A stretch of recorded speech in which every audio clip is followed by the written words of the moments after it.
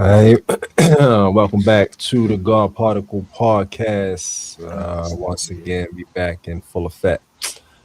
Today is Sunday, July 19th, 2026. I am TY, Going true. Yes, indeed. and we back again up in this thing. You know what I mean? So, yeah, let's jump straight into it. All right. So, yeah, it was 7 to 7, Sunday to Sunday. What was your last seven? My last seven. It's been good to me. Um, Work been good. It was a short week for me, but work was good for me. I didn't do too much. Still closing out some cases, going training things, shit like that. Uh, Personal John got a chance to get away. New Orleans was good to us, so that was good. Nice little time off to reset a bit, yeah. which is always needed. Don't have necessarily have to be in the form of vacation, but however you reset um, is needed. So that was just that way of resetting this weekend. So overall, I'm refreshed and ready for the week. Let me say that. True indeed. Yes, indeed. Yeah, for me, I would say the week pretty cool. Nothing out of the ordinary, nothing too major. Um Definitely started off thing I'm trying to get in and get a hold of or get or yeah, but thing I'm trying to get a hold of is the starting out with the fire and then sizzling down mid fucking heat. You know what I mean? Like always start off ready, get it in for the week, you know what I mean? All of that type of shit. Like, yeah, I'm about to fucking get it in all week. God damn, what the hell? My bad. But yeah, I always start off with I'm gonna get it in all week type of energy, then get to Wednesday, you know what I mean? And I'm fucking burnt Burned out, out. ready to take Yeah. another day off, you know what I mean? Just just needing to create, of course. But at the same time too, I know it's because of what I need to or what I should be doing, I should say. As far as creating and all of that type of stuff. Definitely know that it's time to shift gears, you know what I mean? But of course, it ain't as easy for me anyway, as it may seem, pretty much changing jobs type of shit. Because of this creative shit, you know what I mean? Yeah, the creative shit is different. Like, if it was easier to just fucking fill out an application and get a job easily, just like I could for fucking anywhere, you know what I mean? Then it would be a different story. But yeah, the creative job, sure, that should be like hard as fuck to get unless you got some degrees or something like that. But Yeah, yeah. More so what they look for. yeah, yeah, definitely. You know what I mean? So yeah. The burnout is real, but I'm trying we gonna see how that shit go this week. You know what I mean? Start strong, start with a lot of gas and then try to keep that shit going. But I'm off Friday anyway. I gotta be off Friday. So I gotta thug it out till Thursday at least. You know what I mean? And then I should be cool. I should be good. But yeah, yeah, yeah, yeah. Week was pretty good though.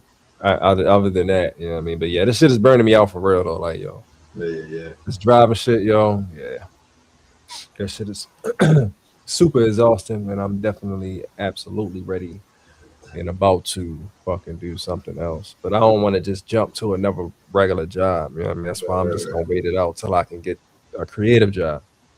You know what I mean? Because I can easily get a regular ass job. You know what I mean? Right, But right, right, right, right. yeah, I want to jump into something creative. So, but yeah, smooth week, nothing major. You know what I mean? That's what's up. Um. So yeah, we gonna get straight into the show. But for this week, I do not have an end of chicken. We ran out of all of the ingredients, and I did not get new ones. So we gonna skip the end of chicken this week and go straight to the health and wellness, where we got the olive leaf and the holy basil seed. Yeah, holy basil seed sounded like something we did before, but I look back and it's not up there. So I Have we don't ever know. done just holy basil?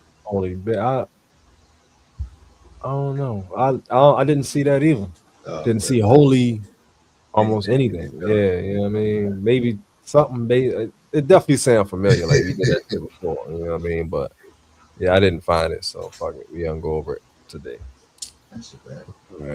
All right. Yeah, the olive leaf and the holy basil seed. Right. So let's get straight to the first one, the olive leaf. Mm,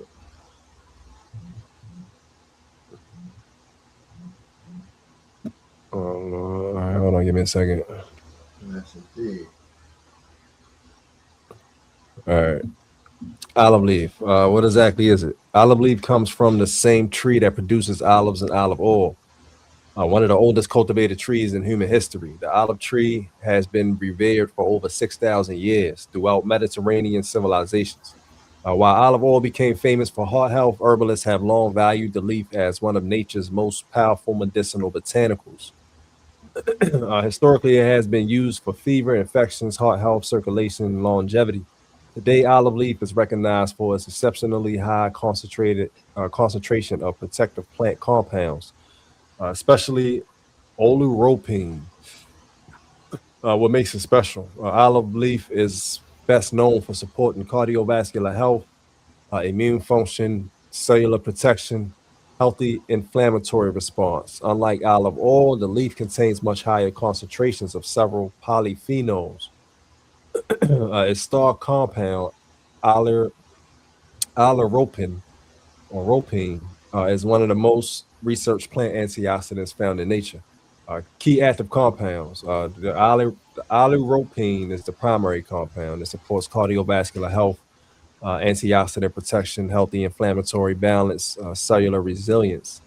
Hydro or hydroxytyrosol, one of the most potent naturally occurring antioxidants, supports healthy aging, brain health, and cardiovascular protection. Uh, Oleacin supports vascular health, healthy inflammatory response. Flavonoids help support blood vessels, immune function, cellular protection. uh, Triterpenes associated with tissue repair and overall wellness. Why olive leaf is unique. Olive leaf offers one of the highest antioxidant capacities among medicinal herbs. Rather than targeting only one system, it supports heart, blood vessel, immune system, brain, and cells. This makes it one of the premier herbs for healthy aging. Common forms are what they're best for. Capsules is the most popular. The standardized oleuropein, convenient daily use, tea, traditional Mediterranean preparation, gentle daily tonic, liquid extract for fast absorption, powder, you can add it to your smoothies, green drinks, or herbal blends. Best way to consume it will be the capsule. It's highly recommended. Take between 500 to 1,000 milligrams a day. Look for 15 to 25% oleuropein standardized extract on the bottle. Tea. Steep one teaspoon of dry leaf for 10 to 15 minutes. Drink 1 to 2 cups a day. Powder. Drink 1/2 to 1 teaspoon daily. Mix it into smoothies, water, juice, liquid extract. 1 to 2 dropperfuls, 1 to 3 times a day. What olive leaf is used for? A deep dive. Heart and cardiovascular health is best known for healthy circulation, blood vessel function, and cardiovascular wellness. Research also suggests that olive leaf extract may support blood pressure already within the normal range and healthy cholesterol metabolism as part of an overall healthy lifestyle. Immune system support. Traditionally used during seasonal illness and recovery periods. Laboratory studies suggest the antimicrobial and antiviral activity, but much more human research is needed to determine specific clinical uses. Antioxidant protection, oleuropein and hydroxytyrosol help neutralize free radicals, reduce oxidative stress, and protect healthy cells. Healthy inflammatory response. It supports joint comfort, tissue recovery, and healthy inflammatory signaling. Brain and cognitive health. The antioxidant compounds may help support healthy blood flow to the brain, cognitive function, and healthy aging. Human evidence is still evolving. Healthy blood sugar metabolism. Some research suggests that olive leaf extract may support healthy glucose metabolism in certain populations, but it is not a substitute for diabetes treatment. Longevity support. Mediterranean cultures have long associated olive leaf and olive products with healthy aging, long lifespan, and overall vitality. Where to buy, quality matters. Look for on the label standardized oleuropein extract, 15 to 25%. Look for organic olive leaves, third party tested, and no fillers or artificial additives. A few trusted suppliers would be Gaia Herbs, Now Foods, Nature's Way, Herb Farms, Mountain Rose Herbs, and Life Extensions or Extension. Possible side effects and cautions. Olive leaf is generally well tolerated. Possible mild digestive upset, headache occasionally, especially when first starting. Temporary fatigue in some people. Use caution if you take blood pressure medications, as olive leaf may further lower blood pressure. If you take diabetes medications, since it may contribute to low blood sugar. If you take blood thinning medications, and discuss use with your healthcare provider. Pregnant and breastfeeding individuals should consult a healthcare professional before using supplements due to limited safety data.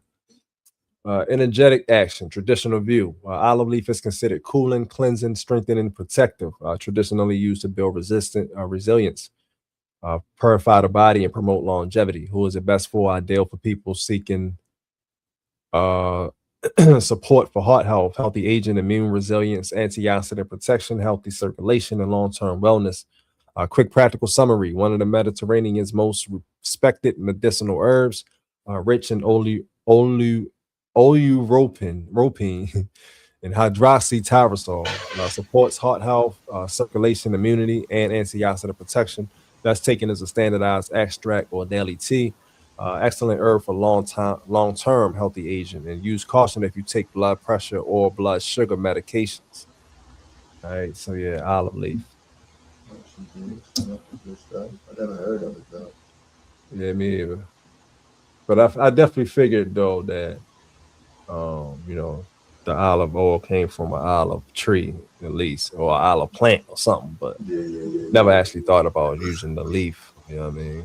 For anything, right? Which is crazy. Yeah. I've heard of the olive tree, of course. It's crazy though, because I got olive oil too, and I usually buy it, but I almost never use it. Like, I'm Olive talking oil. about almost never, but I always end up buying it, and then it'll sit in that bitch for a month or two. Then I probably throw it away, I get another one, and barely use it again. And like I don't know why I keep doing it. You know what I mean? But I need to find out more shit that I can use olive oil for and start fucking with it. Yeah, I fuck with olive oil. Yeah, and I buy the organic shit too. That's expensive shit. Yeah, let that bitch go to waste. Right. That's wild. Yeah. I don't know why the fuck I do that shit. Yeah, all right. Holy basil seed. All right, let's jump into that. What exactly is it? Holy basil seed comes from the sacred Tulsi plant, one of Ayurveda's most revered herbs. While the leaves are famous for their adaptogenic properties, the seeds are prized for an entirely different reason. When soaked in water, the tiny black seeds develop a thick gelatinous coating that can expand several times their original size. For centuries, they have been used as cooling summer drinks, digestive tonics, hydration support, natural appetite support foods, and gentle bowel regulators. Unlike Tulsi leaves, the seeds function primarily as a functional food rather than an adaptogenic herb. What makes it special? Holy basil seeds are exceptionally rich in soluble fiber, prebiotic compounds, omega-3 fatty acids, minerals. Their ability to absorb water makes them excellent for hydration, satiety, digestive comfort.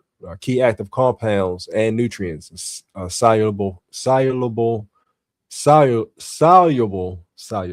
go.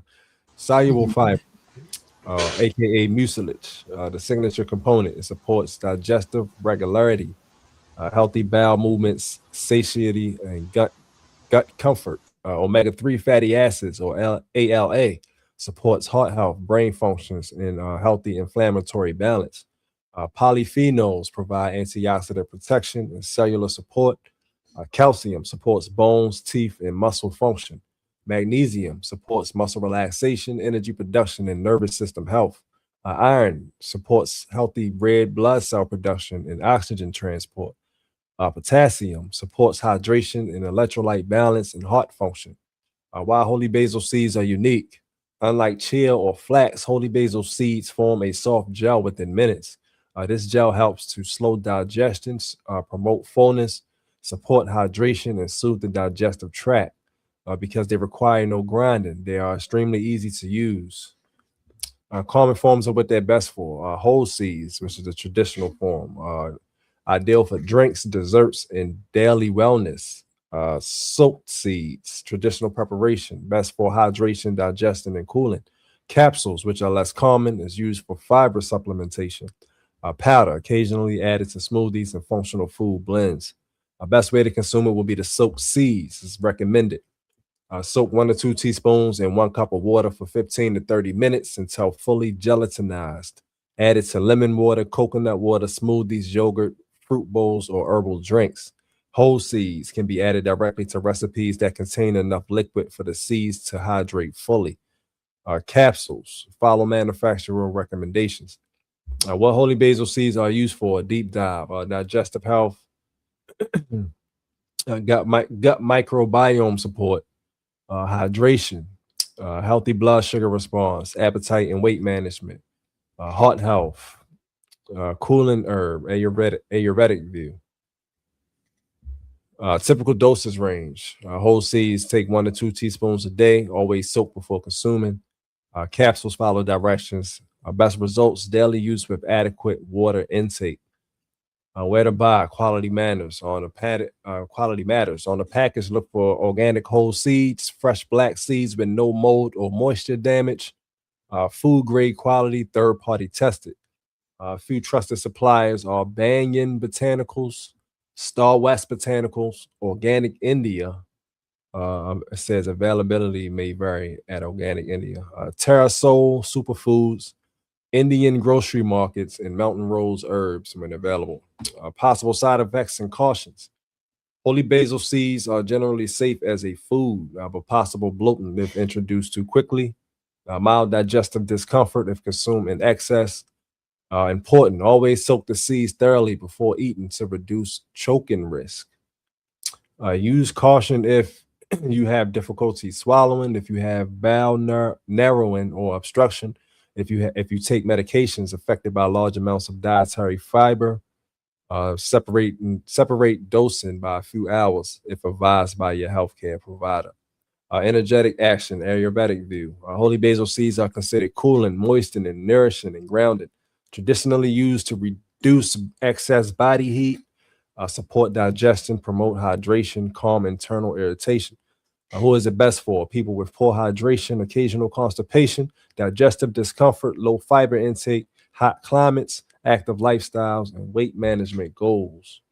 All right, so quick practical summary. One of Ayurveda's classic cooling functional foods, rich in soluble fiber, omega-3s, and minerals, supports digestion, hydration, gut health, and satiety.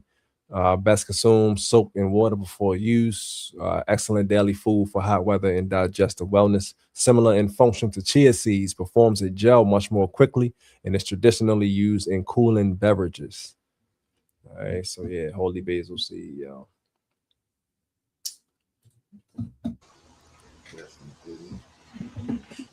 All right. We'll get this up on. Yeah. Something I would imagine worth trying out.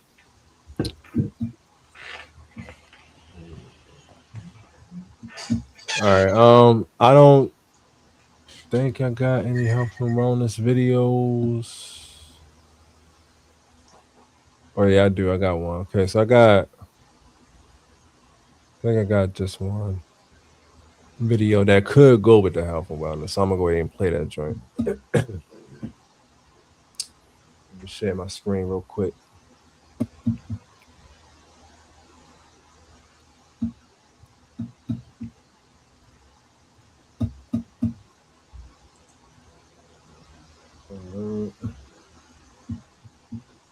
All right, so this video I think is about cancer.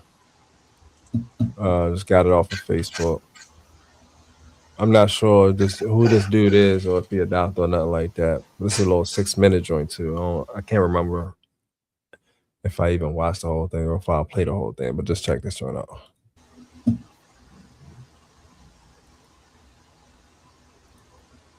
Vegetables suck. Oh, we have no value. Hold on. They're not even food for humans. Your whole focus, I mean, I think doctor's food is bad. I hear that. I hear that. You hear it? For real, it's not playing for me. That's crazy. Hold on, hold the fuck on. Yeah, that's wild. I first said, let me see if I play it one more time. I want to see if it play on Facebook. Do Facebook. Suck. They're not even food for humans. Your whole focus, I mean, fruits, berries, and melons. Period. End of story. So no. Don't do the vegetables. That's ridiculous. We're not herbivores. We're not horses. We're not cows. We're not elephants. We're primates. We're frugivores. And you want the fruit. I've had 2 friends reach out to me today. Somebody ain't playing for me. Hold on, y'all. Hold the fuck on. That's wild. Do I got anything else? I don't think so.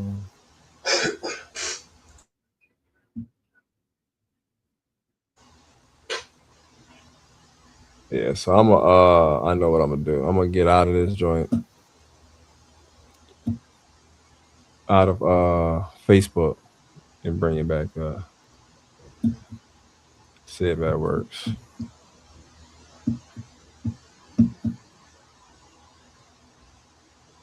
Alright. Yeah, I don't know what that's about. That shit ain't never happened. It's definitely playing through the other apps and stuff. Through Facebook and shit. That's wild.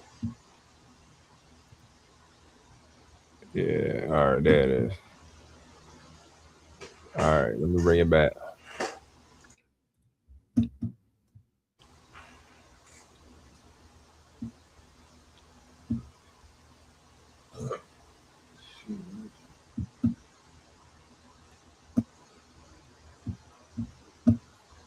Alright, so yeah, check this joint out. Vegetables suck. They're not even food for humans. Your whole focus, I mean, fruits, berries, and melons. Period. End of story. So no. Don't do the vegetables. That's ridiculous. We're not herbivores. We're not horses. We're not cows. We're not elephants. We're primates. We're frugivores. And you want the fruit. I've had 2 friends reach out to me today, really encouraging me to go raw, but vegetables instead. No way in holy hell. And I'll say it that way. You're in trouble, and you don't want to play no games. Where is the success in vegetable matter related to tumors? It's not at the Hippocrates. I can tell you right now, take a look at their success rate at getting rid of tumors and ours. You're no comparison. They were coming over to us to get their tumors coming out. So no. Don't do the vegetables. That's ridiculous. We're not herbivores. We're not horses. We're not cows. We're not elephants. We're primates. We're frugivores. And you want the fruit.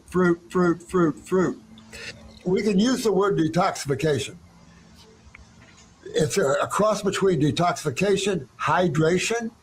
Your whole focus, I mean, fruits, berries, and melons. Period. End of story. Vegetables suck. They're not even food for humans.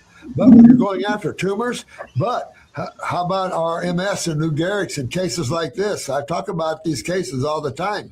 You're going nowhere electrically with vegetables as opposed to fruit. Are you kidding me? I have barely eaten fruit for the last 11 years because I was told by naturopathic doctors fruit is bad for cancer. By a naturopathic doctor. That's no naturopathic doctor. God.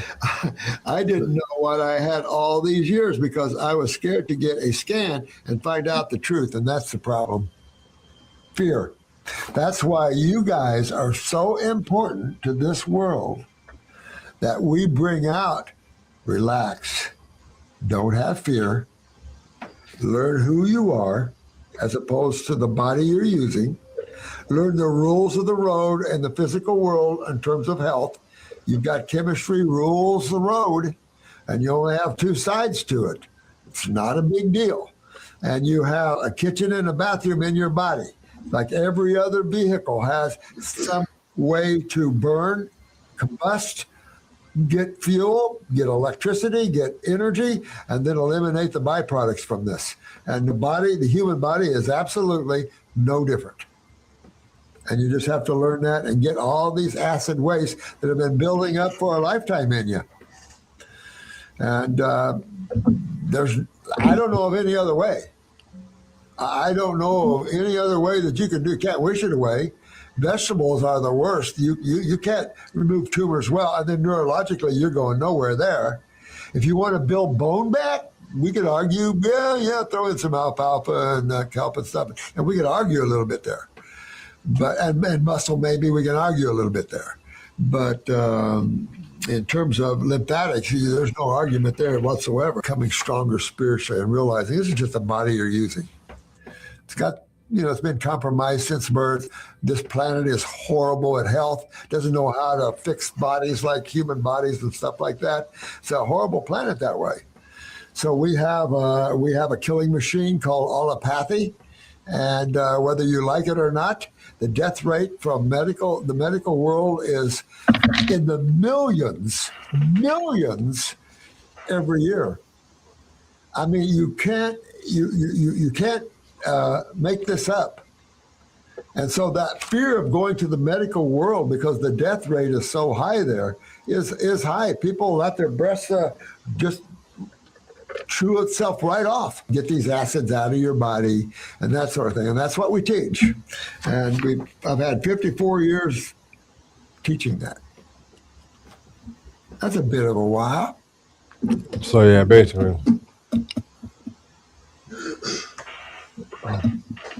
Yeah, I didn't watch that whole thing. I definitely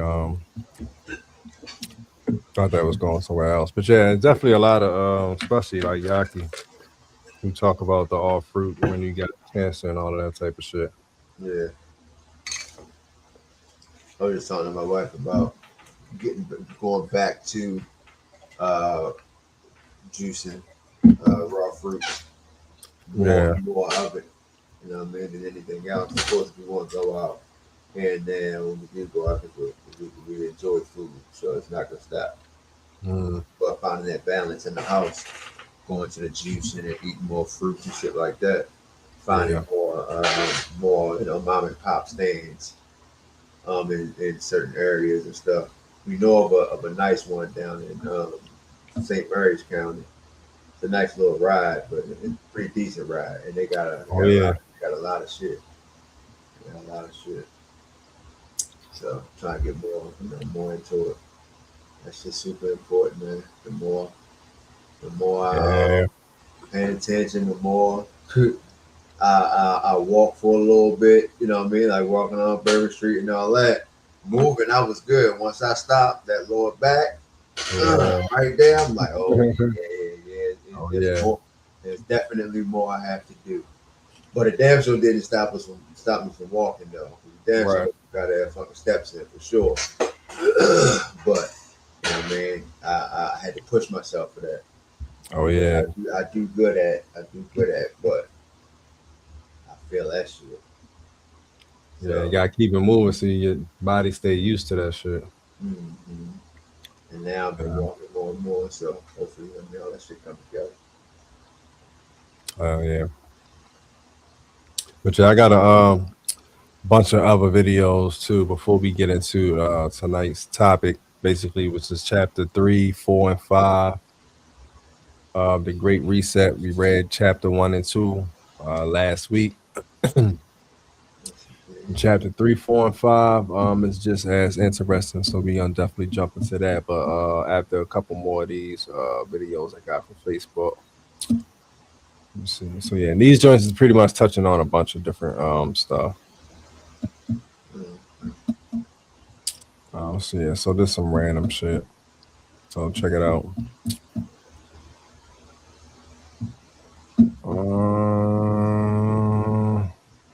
Oh yeah, this is some old news basically. I think I heard about this a while ago, but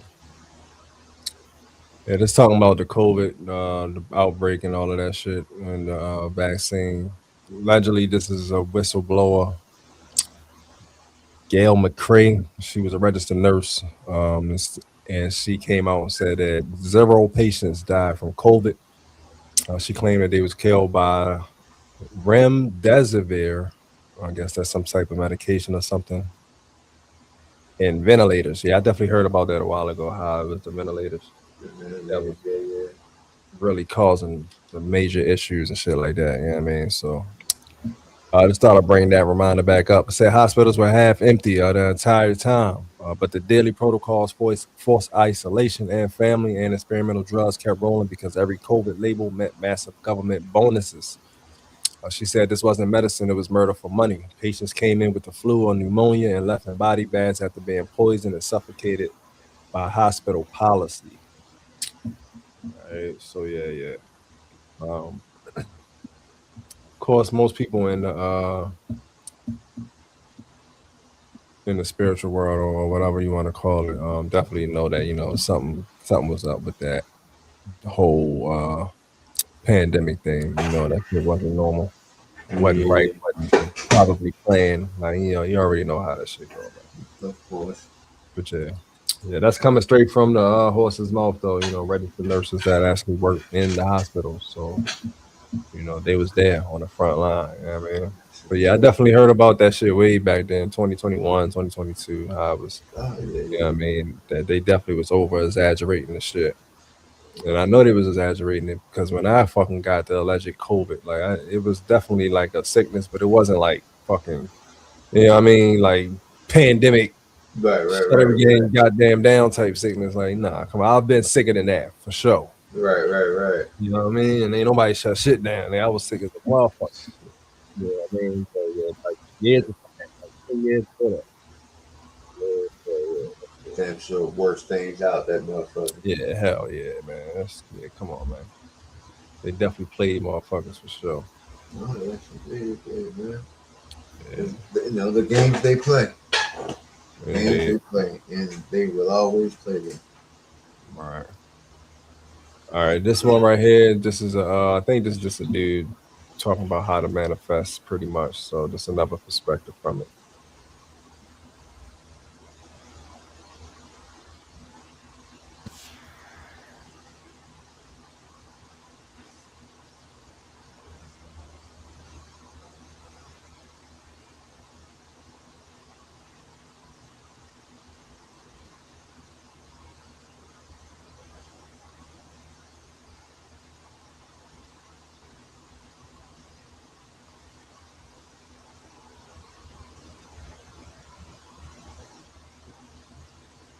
That joint playing on your side?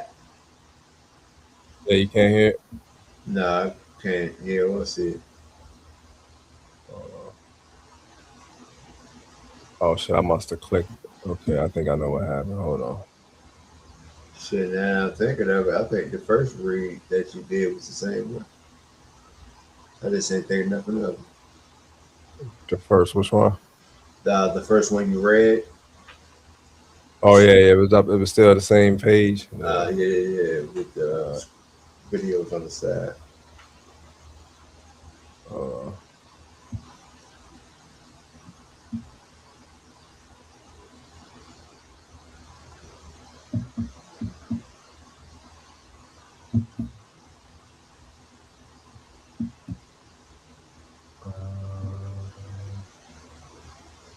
That's because I'm on 2 different joints. I'm on the wrong damn one. I'm tripping.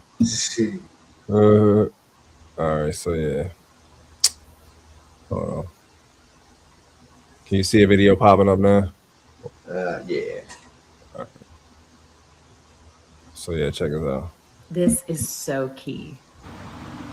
Okay, here's how you move into your desired reality. I'm gonna make it super simple, okay? You ask yourself, what is your desired reality? I want to accomplish this, this, and this, okay? That's your goal. Next, you find what are the 3 energies or the 3 emotions that you would feel if you accomplished that, okay? I would feel peace, I would feel joy, I would feel love. Those are the 3 energies. That situation would produce those frequencies. Well, if that's the case, Also, those three frequencies would produce that situation. Here's the paradox. Once you experience love, joy, peace, you will be in the same vibration, you will be in the same frequency, meaning the same mental and emotional space as the desired reality. You won't even want the desired reality anymore. And when you no longer want it, it's because you have become it. And when you become it, this is when your physical reality will conspire to see that it shows itself. And it's one of the biggest shifts you could make in manifestation. So many people stay focused on wanting their dream, but Yeah, wanting so, often carries the energy. basically just explaining how to, manifest shit. But yeah, I've been definitely hearing that forever, but having definitely the hardest time with that. Like, it's hard to feel that way when you're not actually, you know what I mean, in that, like really feeling that way, I guess, basically. Right. You know what I mean? Like, it's easy to say, but like actually, especially when shit is, a lot of shit happening. Life is happening. You know what I mean? Like, Man, and also the more we know how to get away from certain situations, the harder it becomes, Right. or shall I say, the more tested we are. mm-hmm. You know what I mean? So, and the challenges become tougher and tougher. Just like these video games and shit, move forward. Shit is never fucking ending. Yeah, shit is Shit, crazy. wow. Hey, that's what it starting to make more and more sense. I think we was talking about it last week. The idea of memory swap or simulation and all that type of shit, putting a memory in a motherfucker. Yeah. Just become borderline, boom, emotion change kind of thing. Not gonna happen. Even when you thought shit was super strong, something come through, get in the way, and pull you back around to knock you down a little bit. Yeah. It'd be like the same motherfucking loop again, like they clone Tyrell. The same type of concept. Indeed. Shit wild though. Definitely fucking wild, man. Yeah. I don't know. It's like, I mean, it's definitely I definitely had the thoughts a few times, like, yo, there's definitely got to be somebody controlling this shit. Like, that shit crossed my mind a lot. Like, nigga, like, just right now at this time, like, come on, bro. Somebody literally, it seemed like somebody's literally like, all right, yeah, no. Yeah. Nah. You know what I mean? Like, bro, what the fuck? Like, how, bro? How can this, like, come on, man? Any other time shit goes so smooth, shit, you know what I mean? Like, yo, when I ain't doing shit or whatever the fuck, man, like, come on. Now with some life changing shit, now all of a sudden it stumbles and roadblocks and shit. A lot of right, like, come on, bro. Turn around, can't go this way. What the fuck is that, bro? Man, shit should be crazy. That could lead up to this joint right here that I got. Earth Not a Punishment. Earth is Not a Punishment. It is an accelerated ascension school for souls brave enough to learn through contrast. So check this out. Soul fan, this coming from Obi Ijembe Facebook page. All right. I've read something from him before too. The name's familiar. Did I read this one? I don't think it was this one. That picture on. Okay. All right. Soul fam, Earth is not a punishment. It is an accelerated ascension school for souls brave enough to learn through contrast. Many awakened people have looked at this world and wondered, why would my soul choose this? The pain here can be intense. The density can feel exhausting. The forgetting can feel cruel. The injustice, separation, spiritual confusion, emotional wounds, and karmic entanglements can make Earth feel like a prison sentence for the soul. But from a higher perspective, Earth is not a punishment. It is a forge. A forge does not exist to destroy the metal. It exists to reveal what the metal can become under sacred heat. Earth does the same thing to consciousness. This planet places the soul inside contrast so it can discover what is real inside itself. Can you remember love where there has been betrayal? Can you choose truth? Can you choose truth where illusion is rewarded? Can you protect your field without closing your heart? Can you carry power without becoming controlling? Can you experience darkness without forgetting the light? Can you incarnate deeply enough to bend spirit into the body, the family, the marketplace, the home, the community, and the earth itself?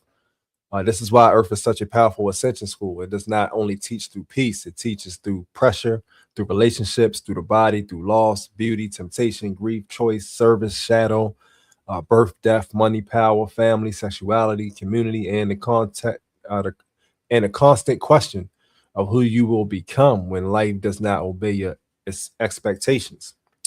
A gentle world may teach harmony, but a world of contrast teaches mastery.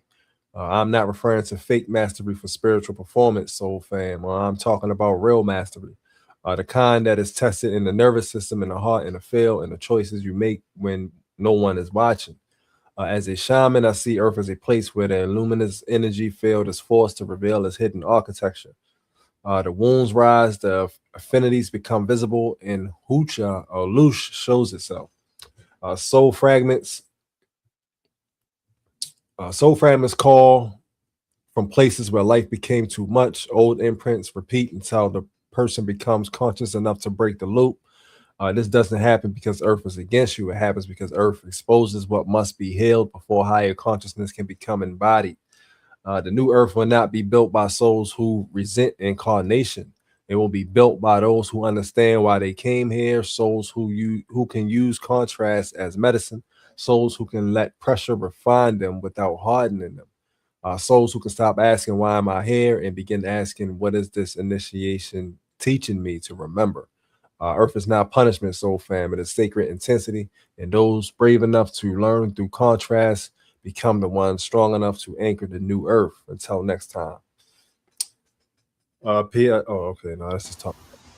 Yeah. Yeah, it definitely fucking feels like it. That's for sure. Yeah. You might be on to something, bro. God, damn.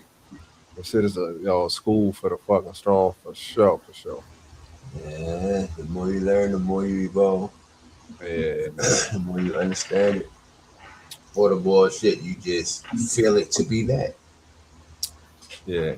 And that's crazy. I was just thinking about that today too. Like I was just thinking, like, yo, man, if I would have had, imagine this mindset at 18 or something that I got now. Like, yo, that shit, like, Yeah. I was in a whole completely fucking different frame. Like, yo, what, man? Like, yo, I'm a whole damn different person at this point. You know what I'm saying? Like, real shit. Like, that's, yo, that the wisdom shit and growing and learning and experiencing, that shit is fucking real as a motherfucker. That is super real. Yeah, cause ain't no way I would do nigga half of, not even over half of the shit that I used to fucking do today. You know what I mean? Like not even fucking close. Like don't even talk to me about that shit Right.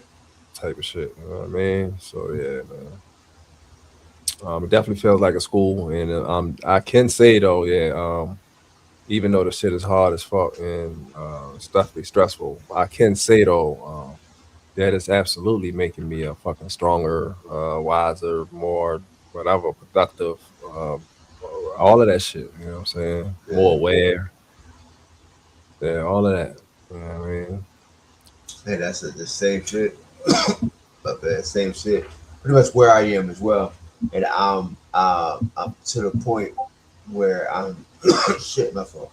To the point where using I'm using everything, every challenge, you know what I mean? Every challenge, every hiccup, every bump, all that type of shit. I'm using that to my advantage.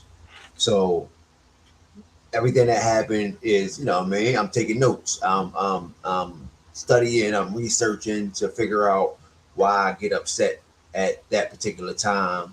And crazy enough, I probably should be doing both, like doing my happy moments, my feel good moments too.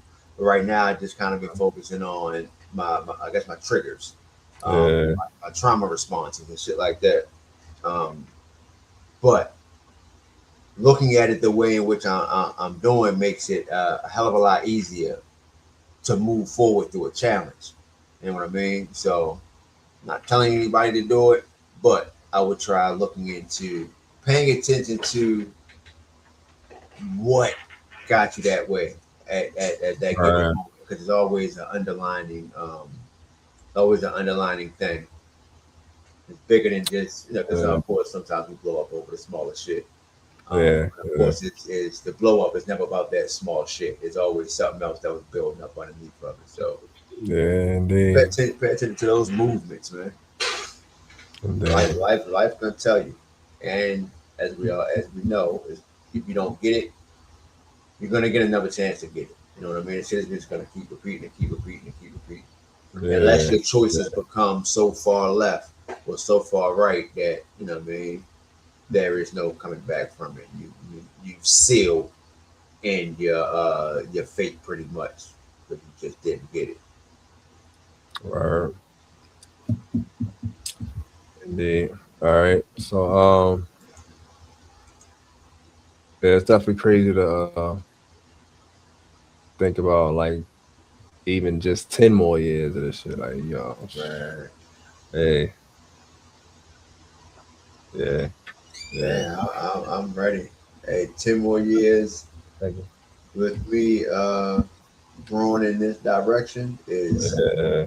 hey, I can only imagine what the next 10 gonna be. Right. My mind and shit gonna be going at this pace. Oh yeah. Come on, man. Like, I'm Gotta big- turn into a superhero at this point. Yeah, right. What else would be going Hey, from I know I'm getting old and shit like that because I'm on vacation, walking in bookstores and buying books and shit. Yeah. And Yeah. bought books in a couple Same shit I would do. art galleries. We stopped at an art gallery, which was Oh, a yeah. black dude too, painting and doing art and shit since it was 8. He's now 70, and all kinds of artwork. Right, this shit is beautiful. So we got a couple of them things. I actually got one for mine. And my lady got one for her office. All of them painted is dope. He online, so we're gonna look up, and they ship to you. So we're gonna look up online and see if we can get a nice, big frame joint for the wall. Yeah. But I'm like, yeah, and that shit felt good though. You know what I mean? Get a bookstore going through them. And when we told the guy that was, I don't know if he owned it or was just working there. But as soon as we walked in, my lady was like, everything about it was peaceful. Yeah. It was on. The vibe was everything, and he overheard us, and he said, he thanked us for noticing that, because that's what he was going for. Just that calm kind of peaceful kind of vibe. Yeah. I'm like, yeah, so all that shit felt good, man. So That's what's up. yeah. Y'all ain't find no herbs in that joint? You know what? Herb shops? I didn't even look for them, Nah. and I'm pretty sure they're there. Yeah. But didn't even look for it. It didn't even cross my mind to, which is crazy. It didn't even cross my mind. And I have a herb shop. I try to find, but I forgot it's they laws a little different. Oh yeah. But they did have little, they had to stop selling flour, but they got 2 grand pre-roll. I said, no, I don't know what the fuck y'all put that shit.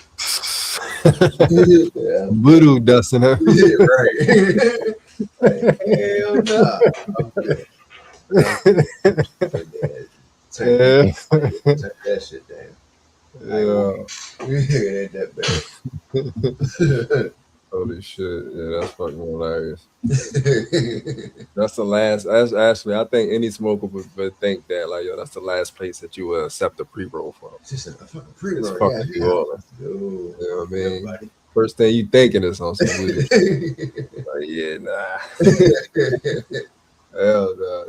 Yeah, I appreciate the chant, but I don't think, no, thank you. Right. Not that. All right. Let's jump into this next video. Let's see what else I got. Yeah, I thought this was funny but serious at the same time, and it makes sense. Check it out. Music suck because kids can't read. Watch this. The kids can't read, and it's a bigger problem because it's actually affecting music. All of these new rappers that y'all be talking shit about, they make music the way that they do because the kids can't read. It's not just about reading, it's about the fact that the kids can't process language. They don't listen to music to learn the words, to listen for rhyme schemes, or any of the literary elements involved in rap. They just want to hear noise that's melodic. They're not even trying to learn the lyrics. They're not trying to mimic it. And this is also why talent is lacking so much, because the kids can't read. Your fucking kids can't read. They got the sound effects like boing, boing, boing. The kids don't.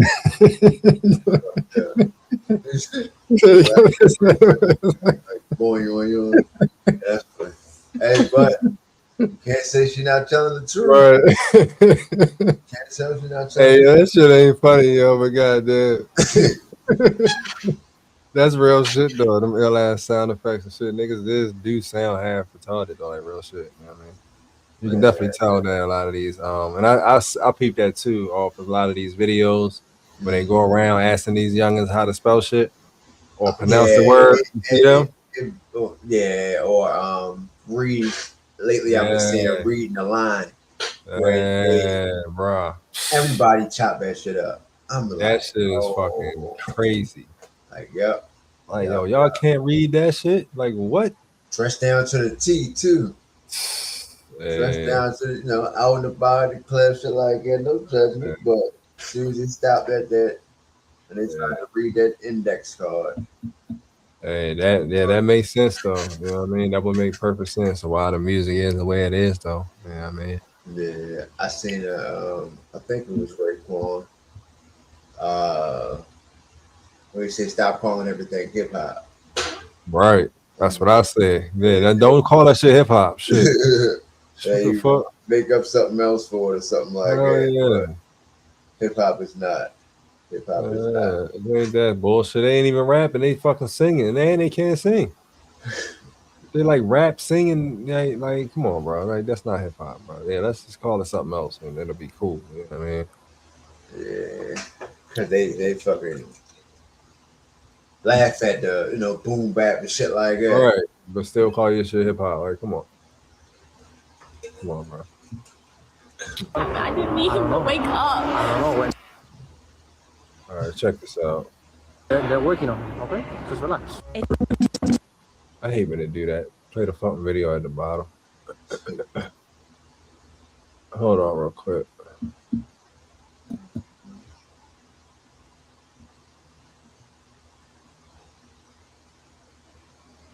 To CBAR 16. Parents are a pair who rents. All right, yeah. So this is definitely interesting. Check this out. Things human were never meant to CBAR 16. Parents are a pair who rents. Because you don't own your child, you sign them away using a signature. You signed your nature with a sigil. A sigil is a symbol used in witchcraft. You are born into this world, and the word born comes from barren, which means lifeless, dull, and boring. Then you are controlled by the government, the governmentality. They control your mind. Everything physical began as a thought in the thinking mind. The mind is the root cause of reality, so they control your mind, not your body. They do this by broadcasting spells to north, east, west, and south, the news. Then they teach you the vowels in this specific order, A, E, I, O, U, to teach you that you owe them to become a slave. You are weak in the weekdays because you are working. Where you were a king, you are no longer a king if you are working. Then on the weekend, you are weakened from the weekdays. Days is a daze where you are in a state of confusion.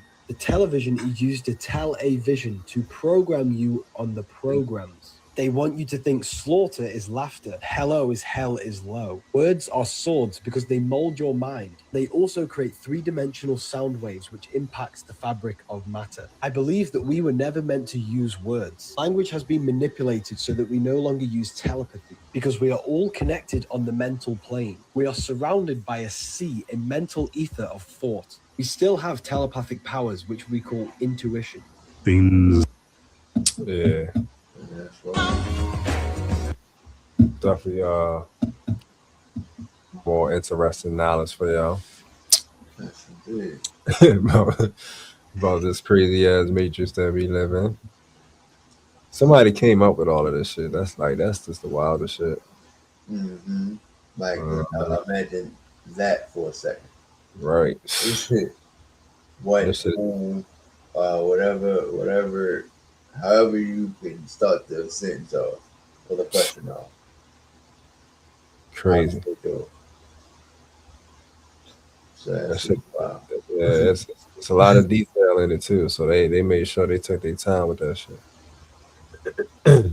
Whoever the fuck it was, you know what I mean? Shit. Let me Shit, talk man. to you for a second. Let me pick your brain.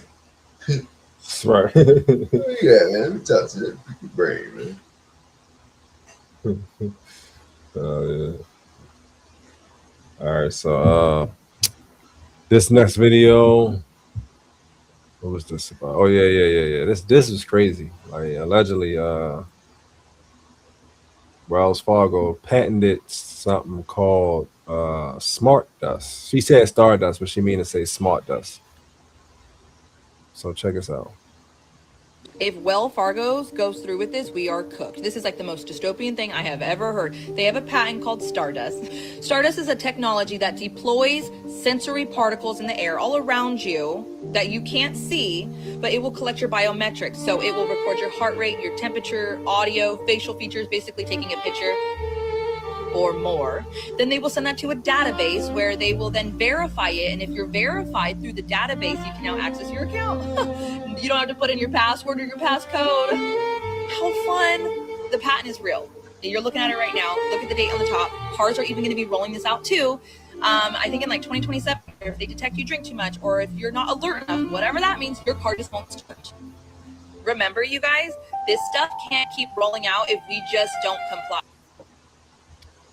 Yeah, so Yeah. more technology coming to control the masses for sure. That motherfucker. So I hit us with the fairy dust. Right. You know what I mean? Fairy, keep still. Nah, nigga, you've been smoking today. You can't pull no money out. You Come might on, buy weed. Yeah, that shit is crazy. Yeah, that's way too much control, yo. Yeah. Way too much. Oh, Man. man. But What? you know, All right, my bad. Like she said at the end, all you gotta Yeah. do is reject. All we gotta do is reject that shit. yeah. But will that happen? Fuck no. Probably not. People gonna Yeah. try for sure. Oh yeah, some people will feel. Yeah, it's just not gonna be enough people. Yeah, not enough. Yeah, you know what I mean, and that's the issue. Unfortunately. Definitely still, a whole bunch of people that's just gonna be like, man, got too much to lose. And I definitely get it. Like I understand, like especially because I understand, having stuff to lose, even in my position. So I could only Right. imagine, motherfucker having properties and you know what I mean, and Oh, yeah. fucking whatever, trusts and all of this type of shit, and my real wealth type of shit. They like shit. They go, well, I'm chilling until there ain't no other choices type of shit. You know what I mean? They ain't jumping nothing off. So but so that's the issue too, and that they knew that too when they created that shit. They knew that people would be more worried about their material stuff. You know what I mean? The what's the word I'm looking for?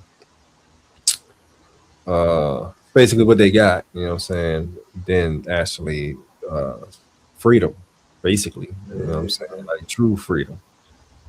You know what I mean? Like so, yeah.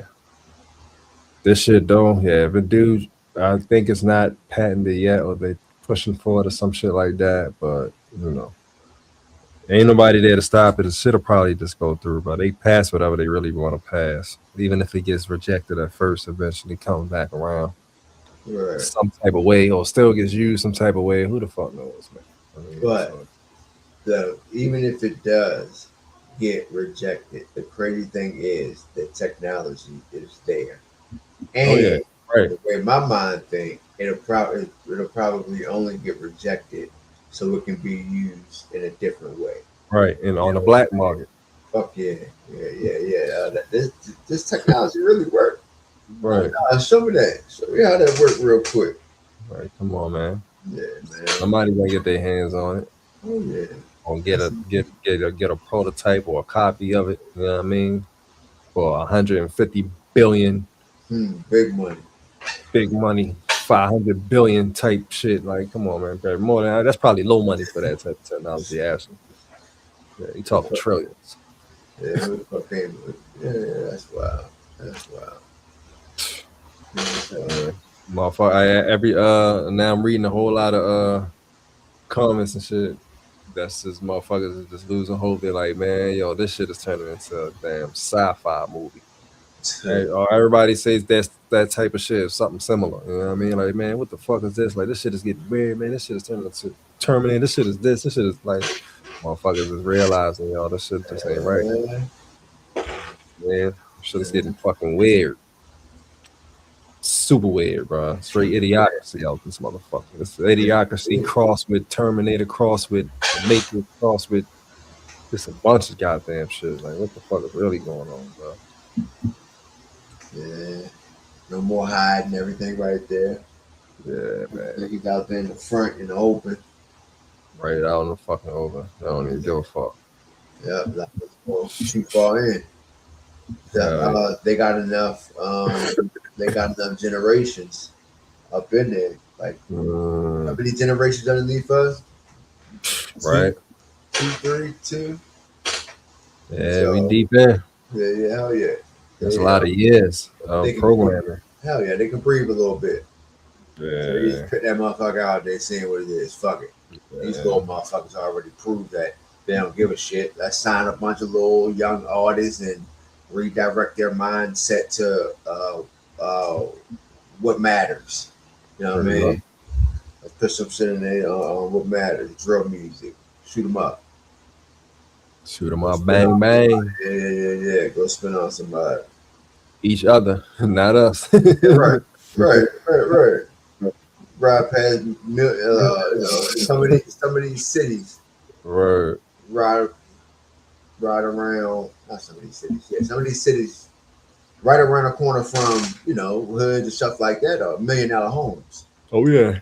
Motherfuckers ride past, the biggest killers and robbers and all that shit will ride by the billionaire homes just to go and get a nigga that's a few $100, few $1,000 up, you get from them. Yeah. Got a nice car. So just right. See that one car you got? Like, come on, bro. Yeah, this nigga, that's crazy. This joint too. This right here. That's exactly what this dude talking about. I can't remember his name, but he be on a bunch of shit. He was on that barbershop podcast. Oh, okay. So he be popping off a lot now too. On his own. So but this is definitely the same thing what we were just talking about. How motherfuckers is how all these and shit that I thought about a lot. Like all these motherfucking gangsters that we got in the world, all these Crips Bloods, all of that shit. Just regular fucking red ass niggas who just kill for nothing. Right. But and we still fucking slaves. Like, how's that possible? But they shouldn't be able to fuck with us at all. If all of the black people was together. Now imagine the black and Latin, the Latin people, fucking Latin gangs and shit. Everybody sticking together. Everybody indigenous. If you ain't fucking, even white people, shit. You know what I mean? Fuck it. You don't like the government too. But imagine if all of the fucking, if we had the intellects. And we can talk for the whole crew, everybody together, and then we had all of the fucking gangsters that stuck together. And the only people we were shooting was motherfuckers that were trying to take our freedom or make us work or make us do this. You know what I mean? Like, we would be unfucking stoppable. Yeah, and that lets you know how powerful that stronghold is. Oh yeah. So yeah, check this out. Unbelievable. Check it out. Run in the dude's spot and take 20 bricks, murder him, kidnap him. Run in the dude's spot and take 20 bricks, murder him, kidnap. Oh shit, hold on. My bad. So yeah, check this out.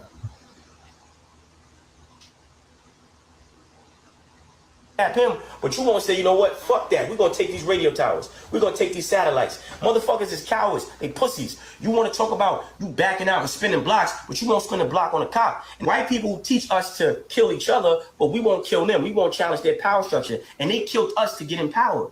So why do we think the leadership is cowards? You can hear why nobody saying, you know what? Fuck that. Let's go to war. If a cop pull you over, up it on him. Okay. But you were here in the song. He look at you wrong, bro. Up it. He spin the block. So why you ain't saying if a cop pull you over, let it fly?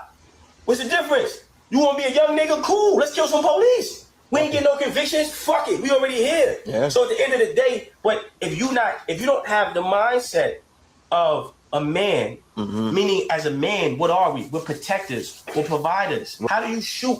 And God bless the sister Sonia Massey. How do you shoot a lady in the face and your family? Yo, bro, if that was my family, that was my aunt, that same night or the week, somebody from that cop family would have got shot in the face the same way, bro. Fuck it. See, we can't get free. Liberation does not come with advocation. Right. You take your freedom. See, you take your freedom. Yeah, but yeah, I say that shit a lot. You know what I mean? Niggas so thugged out, but scared as fuck of the cop, though. Super scared. And the crazy, and I'm calm, cool, and collective, but I'm scared of what I'll do in that situation. Right. It's a different approach kind of thing. So I try to keep it away. Real But, shit, though. man, it damn sure be that way. And I've seen a couple of your videos too. He's always passionate towards what he's speaking on. Absolutely. Yeah, that's real shit though, man. You know what I mean? 'Cause like I said, if we was standing together like that, like we can live however we want to live. They wouldn't be able to do shit. You know what I mean? Everybody we get along. I know that shit is almost impossible at this point, especially with some of the brains that they fucked up through whatever, food, air, whatever, however the fuck they did it, made these dudes actually like be missing fucking screws. Right. You know what I'm saying? But like besides a few of them, like most motherfuckers that's even in the streets can actually still have a side of them that shows respect to motherfuckers who show respect to them. You know what I mean? Yeah. So shit. Most of us must get along, and the ones that just fall out by the wayside, the real fucking weird ass crazy motherfuckers, we would just deal with their ass, and that would be that. We would still outnumber them. You know what I mean? Yeah. Yeah, the number of gangsters that stand on respect as opposed to the motherfucker that just crashing out on because he just a fucking weirdo. You know what I mean? We would definitely outnumber them. So that wouldn't even be an issue. Yeah, we could really fucking have this world with however we fucking want it. You know what I mean? And yo, that shit would be wild. But yeah, they ain't trying to do that though. Nah, hell no. Yeah, they don't spin on each other. You know what I mean?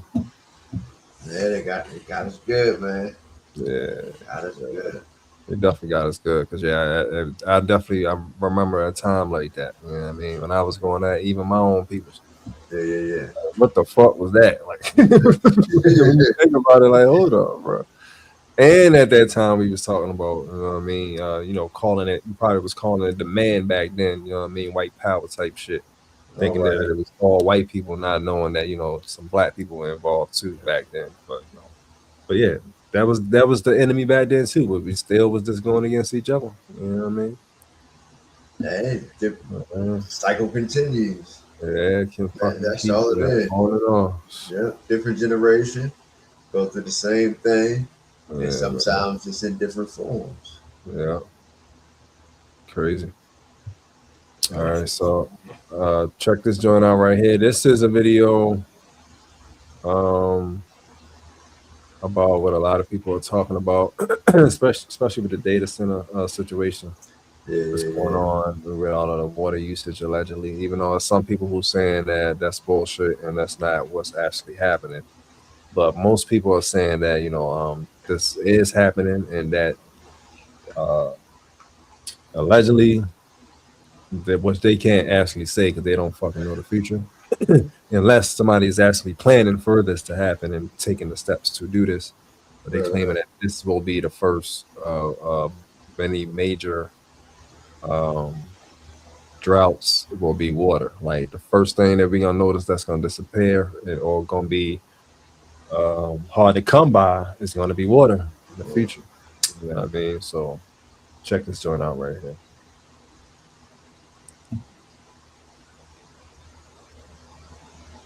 The next big shortage is going to be water. There's a reason why Richard Branson, Bill Gates, and a few others own 40% of all the mineral rights in the United States. We want the water rights.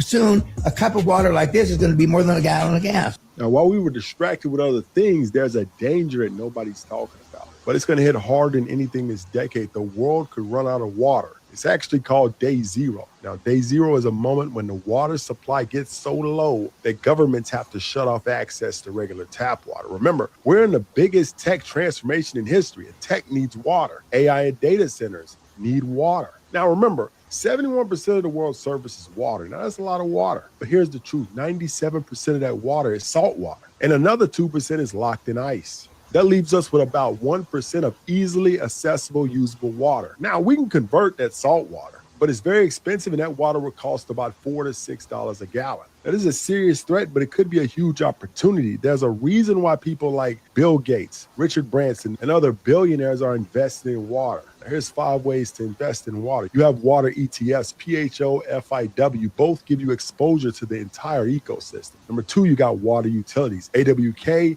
WTRG, both predictable, essential demand. Then you have infrastructure, filtration, desalination, pipelines. These are the pick and shovels of the water ecosystem. You have water tech, companies that are solving purification and recycling. Now, by the time everybody figures this out, it's going to be too late. Follow me for more on the future of money, resources, and how to position your investment. Mr. Joe. Yeah, so definitely a lot of people talk about the future of water and how it will be a scarce thing in the future, allegedly. Of course, you know, I don't know. I don't even know where to start or end on that. You know what I mean? Of course, with me, I try not to, you know, think about negative future outcomes, whilst at the same time, though, trying to still be rooted in reality from what we already see. Right. Or at least see. But that's the thing, too. That's the issue with seeing, too. Like, we only really see it on, you know, these devices, like we was talking about before. Like, honestly, I just don't see it in my reality when I step outside. If I ain't got that phone or I'm not on the screen, I don't see or hear none of this type of stuff. The only reason it's a reality in my life right now is because I turned on the screen. Yeah, you know what I mean? So, yeah. So, hey, that alone just tells you, like, yo, how many ways can it go? But at the same time, you still in your mind, like, I don't want to be naive. I don't want to be like this, the nigga that's just not prepared. But then it's like, but yo, it's really not happening if you don't look at it. You know what I mean? Like, and I'm a Gemini too, so I'm easily balancing between both of them shits back and forth. Like, yeah, this shit is a mind fuck for real. You know what I mean? Because you do want to be prepared for something like that. Like you said too, it'd be our money investing in that type of shit, or investing in somebody said, I think Dr. Phil, one of them always talks about investing in a good filtration system, not just fucking bottled waters. Actually, just getting a filtration system for whatever running water you have. You can filtrate it and drink it. Yeah. I mean, high tech joint, not no cheap ass joint. Yeah, but yeah, Dr. Phil talk about that a lot too. How always talking about stocking up on food and water because shit gonna get hectic. You know what I mean, but if that does become a reality, like, I couldn't even imagine, like, you know what I'm saying? Like, yo, it's gonna be it's really gonna be some movie shit. It's gonna be a lot of chaos and panic in the fucking streets. Yeah, like this shit, yo, I don't know how prepared you can really be unless you're ultra prepared. Like, really, you got the fucking 20 guns in the underground bunker that locks off, like, unless you're on that level. Like, you know what I mean? Like, how prepared could you really be to saving bottles of water in that one house that you got? That shit gonna run out eventually too. You know what I mean? Like, yeah, hey, like, just like you know, it went on for a while before, and even if they still have clean water, but the Flint, when their water was all messed up, and it was kind of like after reading this, you know what I mean, looking at situations like that, it's kind of like test runs, you know what I mean, in a way. Let's see how big the chaos get, and see how well we can control it, you know what I mean, kind of thing, or what we would need to do to control it.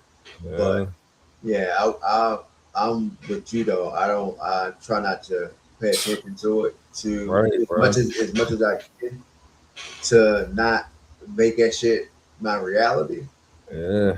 Because as we know, the shit that we think about becomes the things that we see.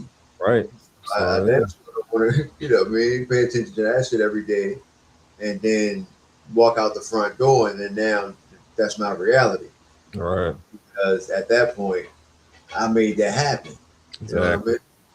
So I'd rather, you know what I mean, turn it, what Kendrick say, turn the fucking TV off, kind of thing. And when I do scroll through that joint through my phone, yeah, I'm gonna see it. But you know, do my best to keep on scrolling. Yeah. Keep it even as possible. So,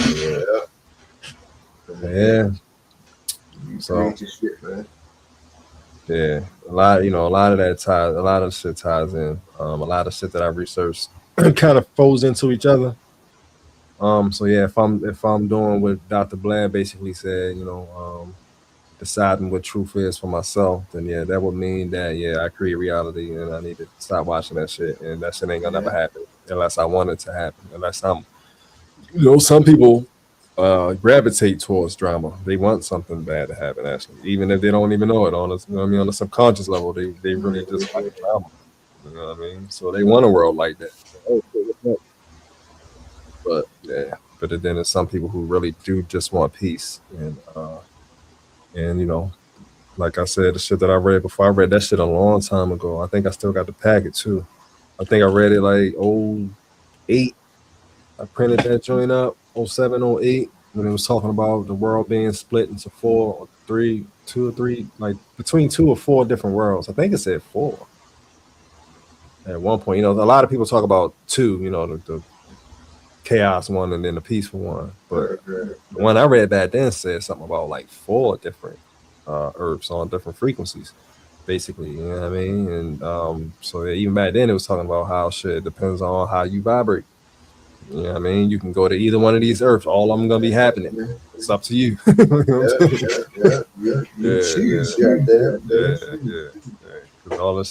all of that shit is happening. What you think can happen is happening. It's gonna happen in your life if that's where you vibrate. If that's what you see every day, and then start painting that picture, and it'll happen slowly. You know what I mean? Because you'll start seeing it. The more and more stories you watch, and now all of a sudden everything just getting worse and worse and worse and worse, and then that shit hits. You know what I mean? So real shit though is the only way to not watch, even for a second, like and do shows like this, or still create and push it out for people to watch, like we do, or I do, or whoever. You know what I mean? Like our music and shit like that is definitely to just not scroll at all, for one. 100% no scrolling whatsoever. But then we lack finding videos that we find that's talking about stuff like this and being able to talk about it. So then we open up a whole new fucking path of where we're going with what you're creating, or like podcasts like this and stuff. So then it becomes a podcast where we only talking about good shit, which could be a good thing. Yeah, hell yeah. You know what I mean? So, but those is the that's walking the path part. When I posted that shit, or what they said on the Matrix. You know what I mean? It's the difference between knowing the path and walking the path. So to create this peaceful world, you know what I mean? If that's how it actually works, it's gonna take a whole lot of work of getting rid of the negative shit that we hear and see every day. That's no listening to the radio for me going to work. You know what I mean? Like, cause they talking about negative shit, or somebody that, especially if a celebrity died, you're gonna hear it. Yeah. Oh, such and such. All day long. All day long, right? You know what I mean? So, you can't listen to shit. Some jazz. You know what I'm saying? Instruments. Yeah, it's some good songs out there, John. Oh yeah, it's definitely some good songs. Yeah. So, but you have to create that, or create your own playlist. Definitely be mindful. Create your own playlist. Yeah, man. Listen to the radio station and shit like that. Yeah. Cause they all they go play that dumb shit. Even more than that, I think the most important part is the people you around. Yeah. You know what I mean? That's probably the most important part is for people who hang around a lot of people, or always be around a lot of people, like that will come with it too, because the people you're around ain't gonna stop watching the news or scrolling, and then they gonna hit you with, oh, you know who dies today? You know what I mean? You know what I'm saying? Like, they still gonna hit you with it. While you trying to be in your peace bubble, you know what I'm saying? Right. Yeah. So yeah. And That's like it. what they say in AA, change of people, places, and things. I've never been, but I of course on TV and all that type of shit. That's kind of like the main thing. You know what I mean? When you going through it, you got to change the people, places, and things. And you can apply that that here. You know what I mean? When you looking to grow, you're gonna have to change all that. Got to. Regardless of anything, I mean, hard as it may be, or set the clearest of boundaries. That can happen as well. You don't have to, really kick people out your life if you set boundaries for yourself. That could possibly work. You know what I mean? You can start there as well. Yeah. But either that or cut people off will have to happen. Because like you said, you're not going to be able to change everybody that's in your circle. Or right. That shit is hard. Socialize yourself with. Hell yeah. Yeah, people are who they are. Oh yeah, they're comfortable, and you can't judge them for that. Because at one point, we was there, so you can't judge nobody for being where they are, or for not being where you are. Right. That's another thing I look at life. Like one thing to do different is find out. I don't know, opposites attract and stuff like that. But shit. No. Opposites attract. But when they also say find, I think I was just having this conversation with Jonathan. Find a person that fits you as well. That as far as lifestyle, so there's no edge, either lifestyle or understanding where each other is when it comes to lifestyle and shit like that. So everything is flowing naturally. You know me. I know you. I know what you into. You know what I'm into, kind of thing. And that makes a big difference. Hell yeah, that's indeed. I'm less goddamn stressed. Less goddamn stress. Man, my wife talked about that. It's less goddamn stress. It takes a load off. You know what I mean? So instead of just going after a motherfucker for looks or for goddamn, for whatever ill reason. Make sure y'all motherfucking compatible. Yeah, like I always say, that's something that I never actually had. I always definitely had, as far as a girlfriend, I always had the opposite of who I am. Who you are? Yeah. Everything that I love to do, they don't do. Yeah. That's crazy. Every single time. You know what I mean? But somehow we still got along and it worked, and all that type of shit. But I never had a woman who was into everything that I'm into, or even into half of the shit that I'm into. Like never. Crazy. So I know, right? All right, so the last video I got right here, this is we played a couple of this dude videos before. He's talking about the companies. And this is another thing too, that kind of ties into what we were just saying about creating your world and stuff like that too. I think these motherfuckers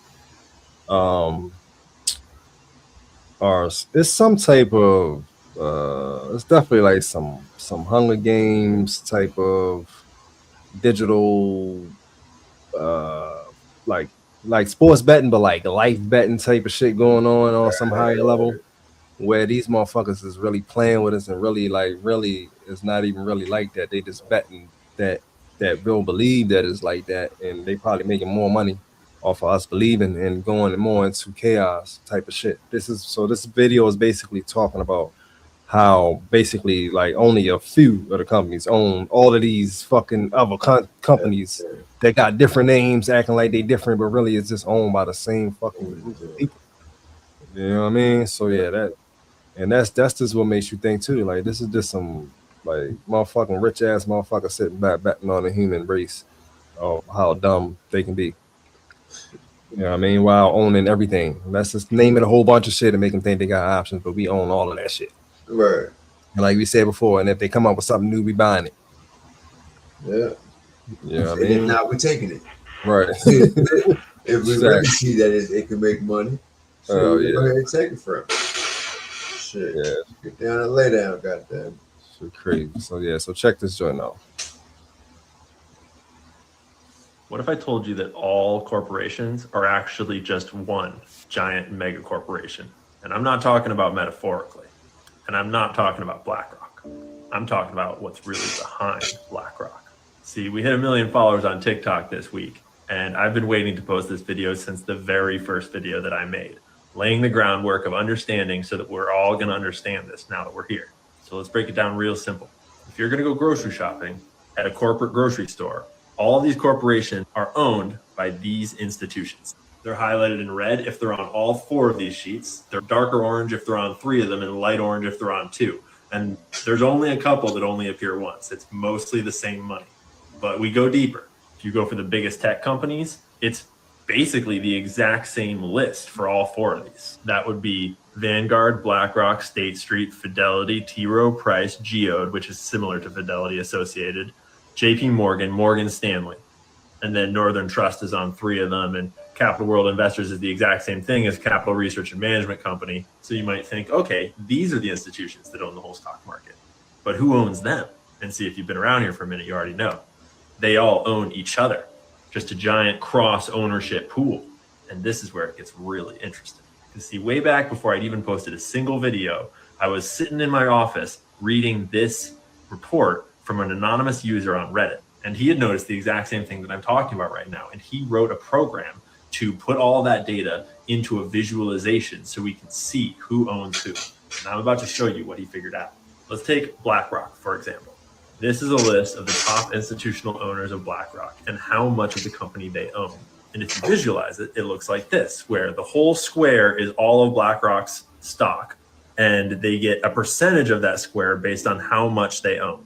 And the important colors to note are that white symbolizes us, retail investors, and gray symbolizes insiders that work at the company. So that would be like Larry Fink's stock, among other people. And everything else is other giant corporations, investment banks, like BlackRock themselves own a little bit. State Street owns some. Capital World Management owns some. Bank of America owns some. You see how this works? But then you think about it and you're like, well, wait a minute, because all of these institutions are owned by other institutions, right? So what if we put that data in here? Well, he did. And it looks like this. And you realize that all of this that was owned by Merrill Lynch is actually owned by all of these other institutions and a little bit of us, retail, up there at the top. But here, we've only replaced Merrill Lynch's section. What about all of these guys? Well, then it looks like this. Remember, white is retail investors like you and me, and everything else. Mr. Joe here asked ChatGPT. Yeah, so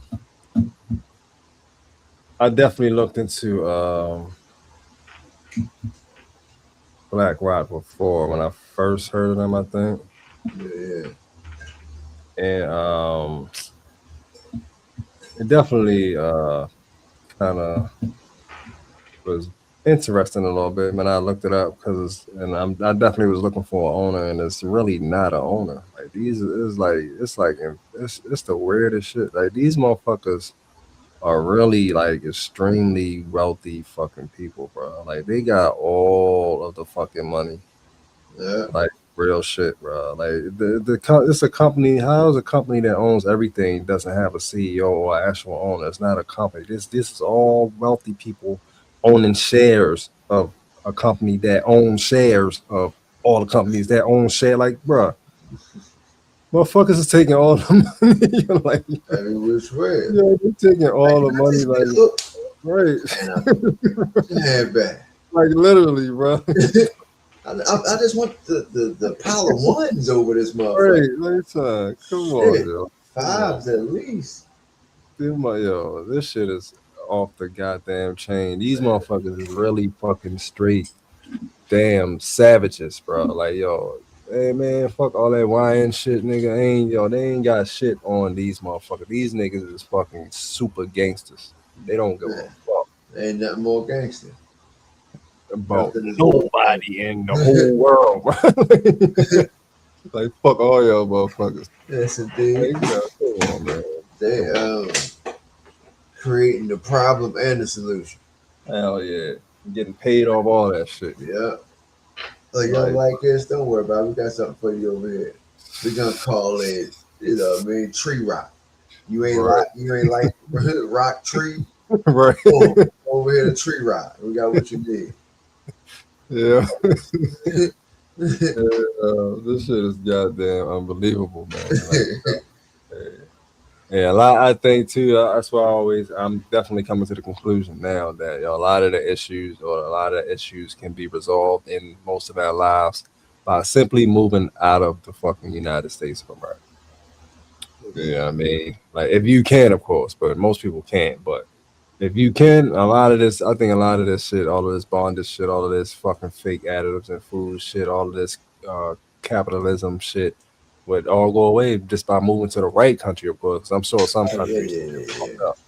You know what I mean? But yeah, some countries that got like free healthcare and shit, free university, like, come on, bro. No additives in their food. Their Skittles got 2 ingredients, nigga. You know what I'm saying? Right.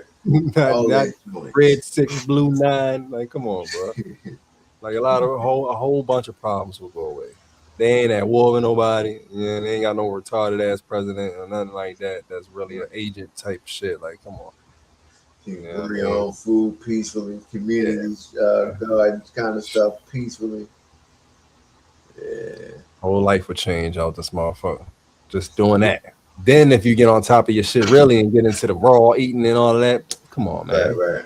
And I'm pretty sure it will be a lot easier because you're taking a lot of stress off yourself. Yeah, hell yeah. Taking yourself out of that situation, which is the craziness of the fucking country. Oh yeah, man. You know what I mean? But yeah, they definitely got us in the motherfucking in the boiling pot in this bitch, United States, boy. That's, we in some shit. Even if we had peace, this is a fucking boiling pot of shit around us. You know what I mean? Somehow we can create a cloak maybe to keep it off us, but yeah. That's about all we can do. They built, what we went through, the school system, all of that shit, this shit is fucking, this shit is ridiculous, Makes no sense. It makes sense because they making money off of it, but yeah, this shit is brutal. Big time with a capital goddamn B. Yeah, man.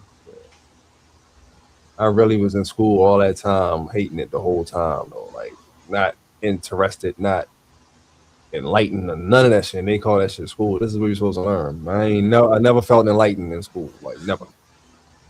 Like, what the fuck is that? That's the program. Make sure your ass can learn how to obey. Shit is wild, man. Obey. They get away with this shit too, and we just like, yeah, that's because they already bamboozled us. Once they bamboozled us, that was it. Yeah, real shit. Put the strategic play on that ass. Oh yeah. Yeah, they did it right. Oh yeah, even if we take over right now, conversations right now, it would take probably another generation to. Oh yeah, correct some shit. At least another 30 years, at least. That's indeed. That shit wild. Some people will have to go, man. or send them out the country somewhere so they could possibly get rehabilitated. God damn. Yeah. All right. Let's get my background real quick. Yes. Jump into these joints. I got 3. Might end up reading 2 depending on how long it take. But we'll see as we go on. All right. So yeah, the chapters 3, 4, and 5 are, what are they? Hold on. Chapter 3 is the cosmic clock. Chapter 4 is Atlantis was never just a place. And chapter 5 is the memory wipe. All right, the most powerful prison has no walls. So let's jump into chapter 3. And like I said before, for those of y'all who might not have saw last week episode, we started the Great Reset It has 11 chapters. So I bust down chapter 1 and 2 last week. This week we're gonna get into 3 and 4, possibly 5, depending on how long it takes. We definitely talk longer than I expected. We've been on this joint for an hour and a half already, so I just seen that shit. Yeah, so depending on how long this takes, we definitely gonna do 3 and 4, but we might get into 5. If not, we'll just do it next week. You know what I'm saying? All right, so yeah, so chapter 3, the cosmic clock.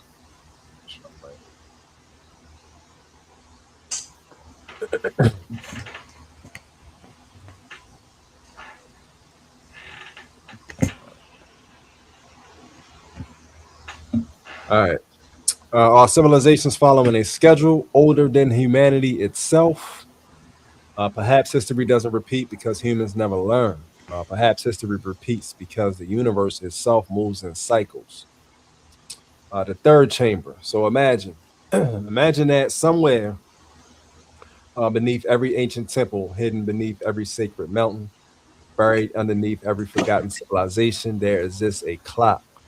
Not made of gears, not made of gold, not even built by human hands. A clock made of stars, a clock made of gravity, a clock made of time itself, a clock that has been ticking long before the first humans spoke, long before Egypt, long before Atlantis, long before the pyramids. The ancients believed this clock existed. Modern astronomy has revealed many real celestial cycles, planetary orbits, the precession of Earth's axis, solar activity, and more. The mystery begins when we ask, do these cosmic cycles merely influence the heavens, or do they somehow shape human civilization as well? The question has fascinated astronomers, philosophers, mystics, and storytellers for thousands of years. Time is alive. One of the greatest assumptions modern people make is that time simply passes. Tick, tick, tick, forward, always forward. But ancient civilizations often imagine time differently, not as an arrow, but as a wheel. The Sanskrit word Kalashakra literally means the wheel of time. A wheel has no beginning, no end, only rotation. Perhaps time itself breathes, expansion, contraction, birth, death, renewal, exactly like nature. The yugas, let's descend into one of the oldest cosmological systems ever preserved. The yugas. In Hindu cosmology, human history unfolds through immense repeating ages, not political ages, consciousness ages.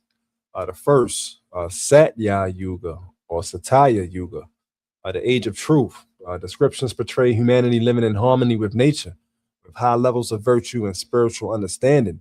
As the cycle continues, Treta Yuga or Treta Yuga, some decline begins. Knowledge remains great, but unity weakens. Then Vapara Yuga, Dvapara Yuga. Technology, division, power, conflict increases. Finally, Kali Yuga, the age of confusion, materialism, division, spiritual forgetfulness, greed, conflict. Many modern interpreters believe we are living in Kali Yuga. Others disagree. Scholars note that there are multiple interpretations of Yuga chronology, and no scientific method confirms these ages as literal historical periods. Yet, listen carefully, because something astonishing appears. The yugas aren't describing technological development; they're describing the quality of human consciousness. That's a completely different measurement. Imagine civilization as a human being, a child, curious, connected, imaginative, open, then adolescence, ambition, identity, conflict, then adulthood, achievement, complexity, responsibility, then old age, accumulation, rigidity, forgetfulness, decline, finally death, not punishment, completion, then birth again. If human beings live in cycles, why couldn't civilizations? Plato's Great War. Now let's leave India. Travel to ancient Greece. Plato and later philosophers describe something called the Great Year, not 12 months, thousands of years. The idea emerged from observing slow celestial movements, especially the gradual shift in the position of the equinoxes relative to the stars. Modern astronomy calls this the precession of the equinoxes. Earth doesn't spin perfectly upright. It slowly wobbles like a spinning top. One complete wobble takes approximately 26,000 years. This is established astronomy, no conspiracy, no speculation, just celestial mechanics. Now, here's where things become fascinating. Ancient cultures paid extraordinary attention to the heavens. Why? Why build monuments aligned to solstices? Why orient temples toward stars? Why track celestial cycles for centuries? Were they simply making calendars, or did they believe the heavens and humanity were connected in some deeper way? As above, so below. Remember chapter 2, the Hermetic principle of correspondence, as above, so below. Modern science certainly recognizes that cosmic events affect Earth in measurable ways. The moon influences tides. The sun drives climate and weather. Solar activity can disrupt satellites, radio communications, and electrical systems. These are observable phenomena. Esoteric traditions then ask a broader question. If celestial bodies can influence physical systems, could larger cosmic rhythms somehow influence biological or cultural systems as well? This remains speculative, but it's a question that has persisted across civilizations. Solar cycles. Let's talk about our nearest star, the sun. Most people think it's constant. It isn't. The sun experiences cycles of activity, including roughly 11-year sunspot cycles. Sometimes activity increases, sometimes it decreases. Solar flares, coronal mass ejections, geomagnetic storms. Scientists monitor these because they can affect technology here on Earth. Now imagine extending the question. Could there be much longer cycles that influence Earth's environment over centuries or millennia? Researchers continue to study long-term solar variability through many details, though many details remain under investigation. Some speculative theories propose even more dramatic events, such as periodic solar micronovae capable of causing global catastrophes. At present, such claims are highly debated and are not accepted as established scientific consensus. Yet they have become part of modern discussions about ancient resets. Catastrophes remembered. Now something strange appears. Every civilization remembers disaster. Flood, fire, darkness, ice, sky falling, mountains shaking. Not identical stories, but recurring themes. Modern geology confirms that Earth has experienced enormous natural events throughout its history. Massive volcanic eruptions, earthquakes, asteroid impacts, rapid climate shifts, ice ages, mega floods. These events have shaped landscapes and ecosystems. Some researchers explore whether regional catastrophes could have inspired widespread myths. Others speculate about larger civilization-ending events whose full impact remains debated. The key point is this: Earth is not static. It changes, sometimes dramatically. Could memory outlast civilization? Imagine surviving one of these catastrophes. Cities gone, books gone, governments gone, technology gone. You survive. Your children survive. What story do you tell? Do you explain plate tectonics, geomagnetic fields, orbital mechanics? No. You tell a story. The sky became angry. The gods sent water. The serpent swallowed the sun. The science disappears. The memory survives, wrapped inside of myth. This doesn't mean that myths are literal science textbooks, nor does it mean that they're meaningless fiction. They may preserve fragments of collective experience using symbolic language. The pole shift mystery. Now we enter another controversial chamber. Some researchers discuss geomagnetic pole reversals, where Earth's magnetic field has flipped many times over geological history. This is a real scientific phenomenon. Importantly, a magnetic reversal is not the same as Earth's physical axis suddenly tipping over. Those are different ideas. Some speculative theories merge these concepts and suggest rapid pole shifts causing civilization-wide destruction. These claims remain highly contested and are not supported by current mainstream geophysical evidence. Still, they continue to capture imaginations because they ask, could Earth possess cycles that we have not fully understood? The Mayan calendar. Perhaps no ancient calendar has been more misunderstood than the Mayas in 2012. Many expected an apocalypse, but it never came. But that's not actually what many scholars say that the calendar described. For the Maya, cycles ended and new cycles began. Completion, renewal, not necessarily annihilation. A calendar ending is not the end of time. It is the beginning of another count. Perhaps the obsession with apocalypse says more about us than it does about the Maya. The cosmic reset. Now let us step completely outside of conventional thinking, not to accept a theory, but to explore it. Suppose civilization truly follows cosmic cycles. Suppose consciousness itself rises and falls over immense spans of time. Suppose advanced societies eventually become technologically brilliant but spiritually disconnected. Suppose environmental pressures, social instability, or natural catastrophes contribute to collapse. What would that be punishment or ecology? Not ecological, cosmological. Just as forests periodically burn and regenerate, perhaps civilizations also undergo phases of growth, decay, and renewal. Ancient traditions often interpreted these cycles spiritually. Modern thinkers might interpret them environmentally, socially, or psychologically. The framework changes, the recurring pattern remains. Are we near the end or the beginning? Now think carefully. Why does it feel to so many people like the world is accelerating? Artificial intelligence, genetic engineering, quantum computing, space exploration, social upheaval, environmental changes, economic uncertainty, political polarization, spiritual searching. Whether these developments signal ordinary historical change or something more profound is open to interpretation. Every generation experiences moments that feel unprecedented. The question is whether we are witnessing another chapter in a recurrent cycle or simply projecting ancient patterns onto modern events. The hidden question, perhaps we've been asking the wrong question all along. Instead of asking, when will the next reset happen? Maybe we should ask, what if the reset has already begun? Not through fire, not through flood, not through war, but through transformation. Whenever an old worldview dies, something new has the opportunity to emerge.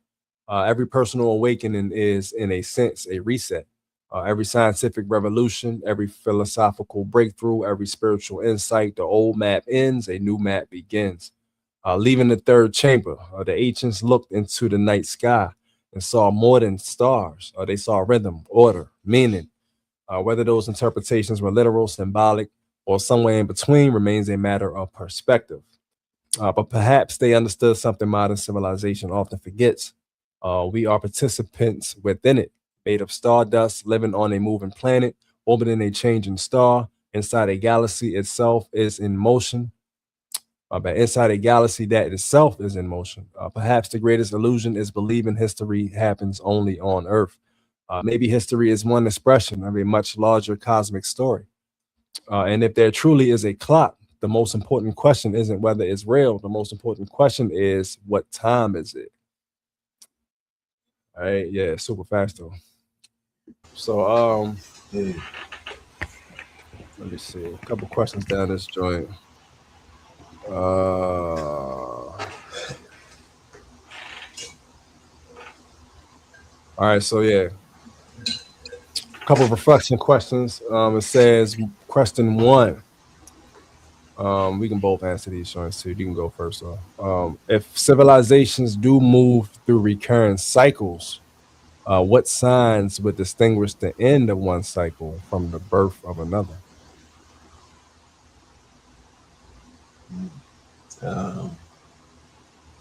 So what sign, right? Yeah, what signs would distinguish the end of one cycle from the birth of another?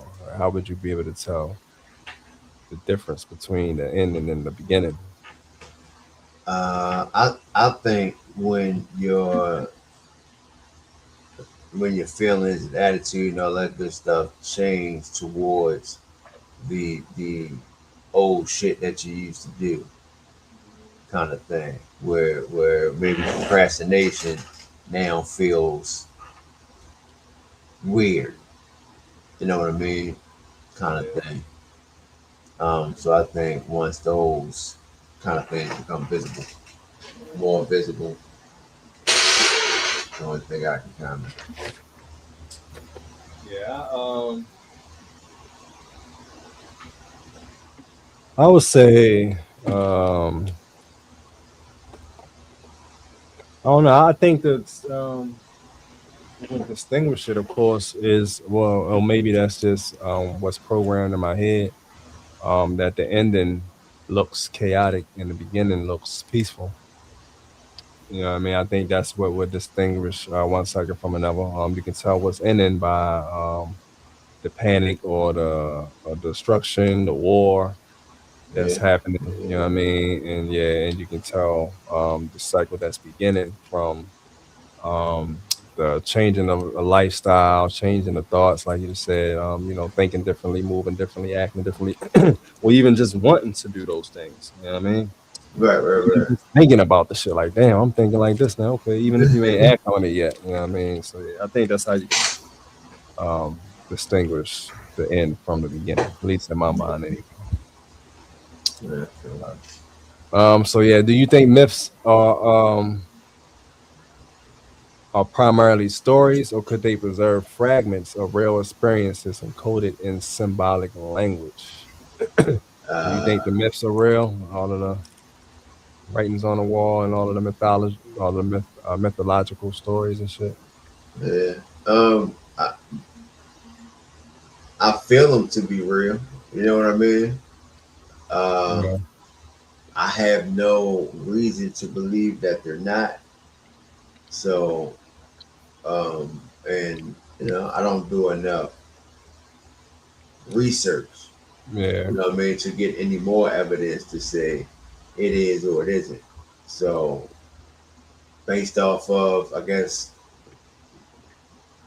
I don't know if some would call it biasness, but where I am, what I'm into, what I've always kind of been into, even if it's been on a smaller scale, it's kind of been around it.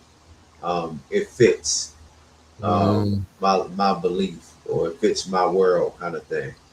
Yeah. So for me, I don't believe it to be a myth. I believe it to be something. Now, them tweaking the story or giving the true meaning, whatever the case may be, that could have been changed up a bit, but I believe there's something there. Yeah, absolutely. That's how I feel. I definitely believe that the stories are telling a lot of truth.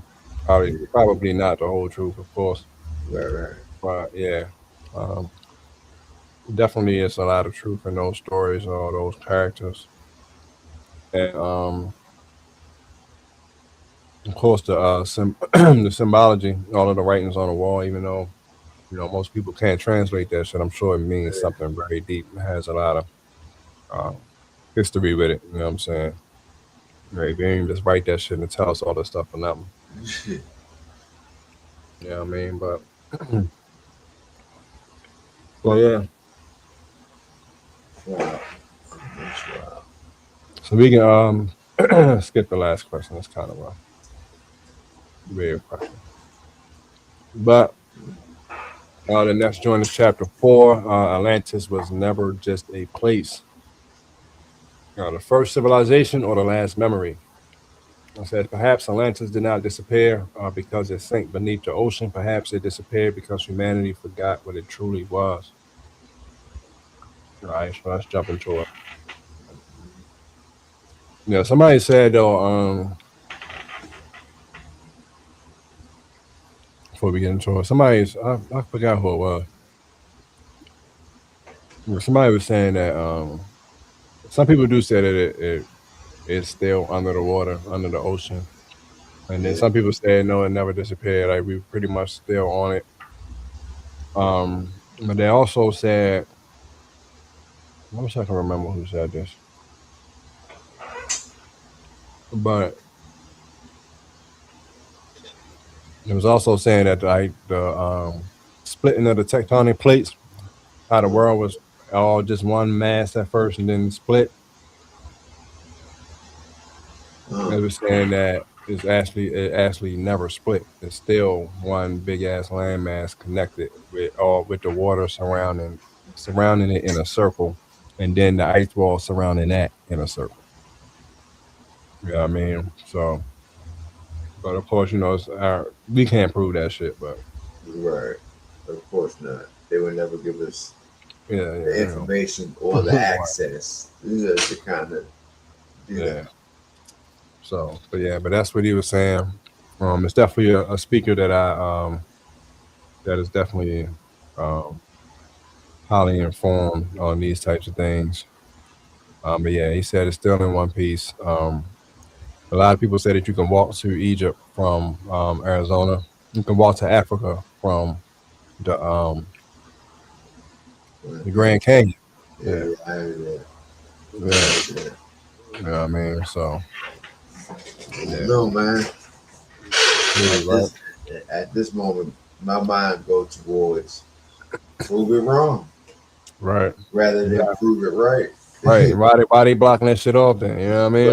Right. Yeah. Why we can't go down there? You know what I mean? You just proving us right, basically. If not, let that shit open it. Shit. Yeah. Let me see if I can walk to Africa. That'll easily stop the goddamn Right. chatter, all the talking shit. I don't want to do that though. Yeah. Shit still blocked off. Can't get there. Government clearance only. Yeah, it's wild. All right. So yeah, let's jump into this chapter 4.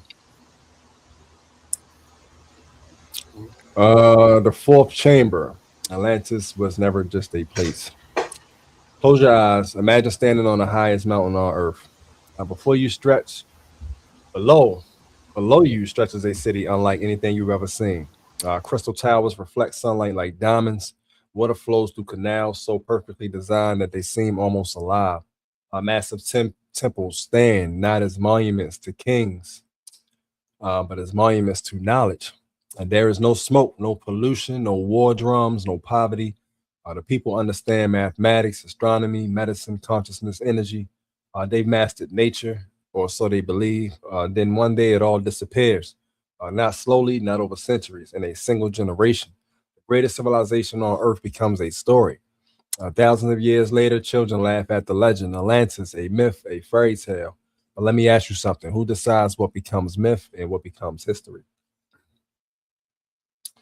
The most famous lost civilization. The earliest surviving detailed account of Atlantis comes from the Greek philosopher Plato, who wrote about it in the dialogues Timaeus and Critias. According to Plato, Atlantis existed beyond the Pillars of Hercules, often identified with the Strait of Gibraltar. It was wealthy, powerful, advanced. Then, according to the story, it became corrupt, consumed by pride, driven by conquest, and in a single day and night, earthquakes and floods destroyed it. The island vanished beneath the sea. Historians continue to debate what Plato intended. Some believe Atlantis was a philosophical allegory, a cautionary tale about hubris and political power. Others have searched for a real civilization that may have inspired the story. No definite evidence has confirmed the existence of Plato's Atlantis as described, yet for more than 2,000 years, people have kept looking. Why? Why does Atlantis refuse to die? Think about this. Thousands of myths have disappeared, but Atlantis hasn't.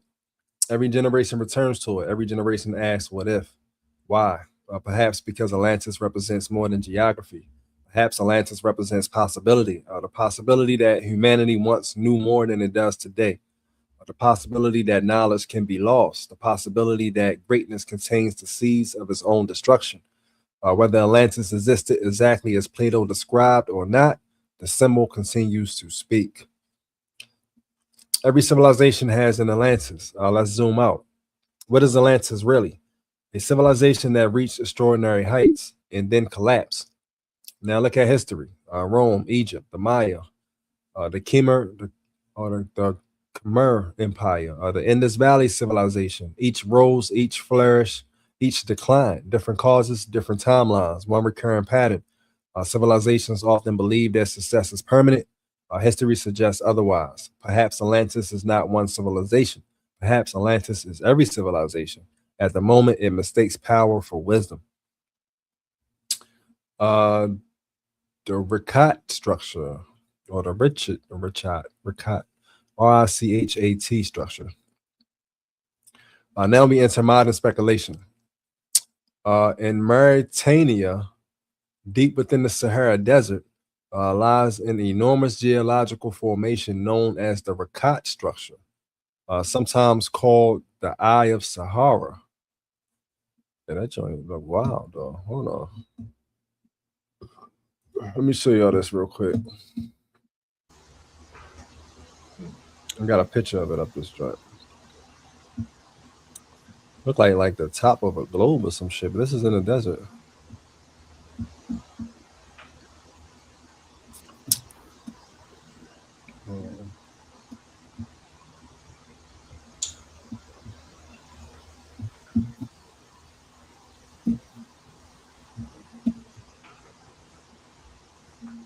It look like waveforms or something with water. When you got vibrating water or some shit. Yeah, that's wild. Even if the circle around it or the pattern around it, I'm pretty sure from above that shit look crazy. Probably look dope from right over top, like an eye or some shit. Yeah, tell us something. That's where GTA get that shit from. Right. Yeah, I can only imagine what something was. You know what I mean? Where it can take. Right. Just the history behind it, period. Mm-hmm. That joint look crazy. All right.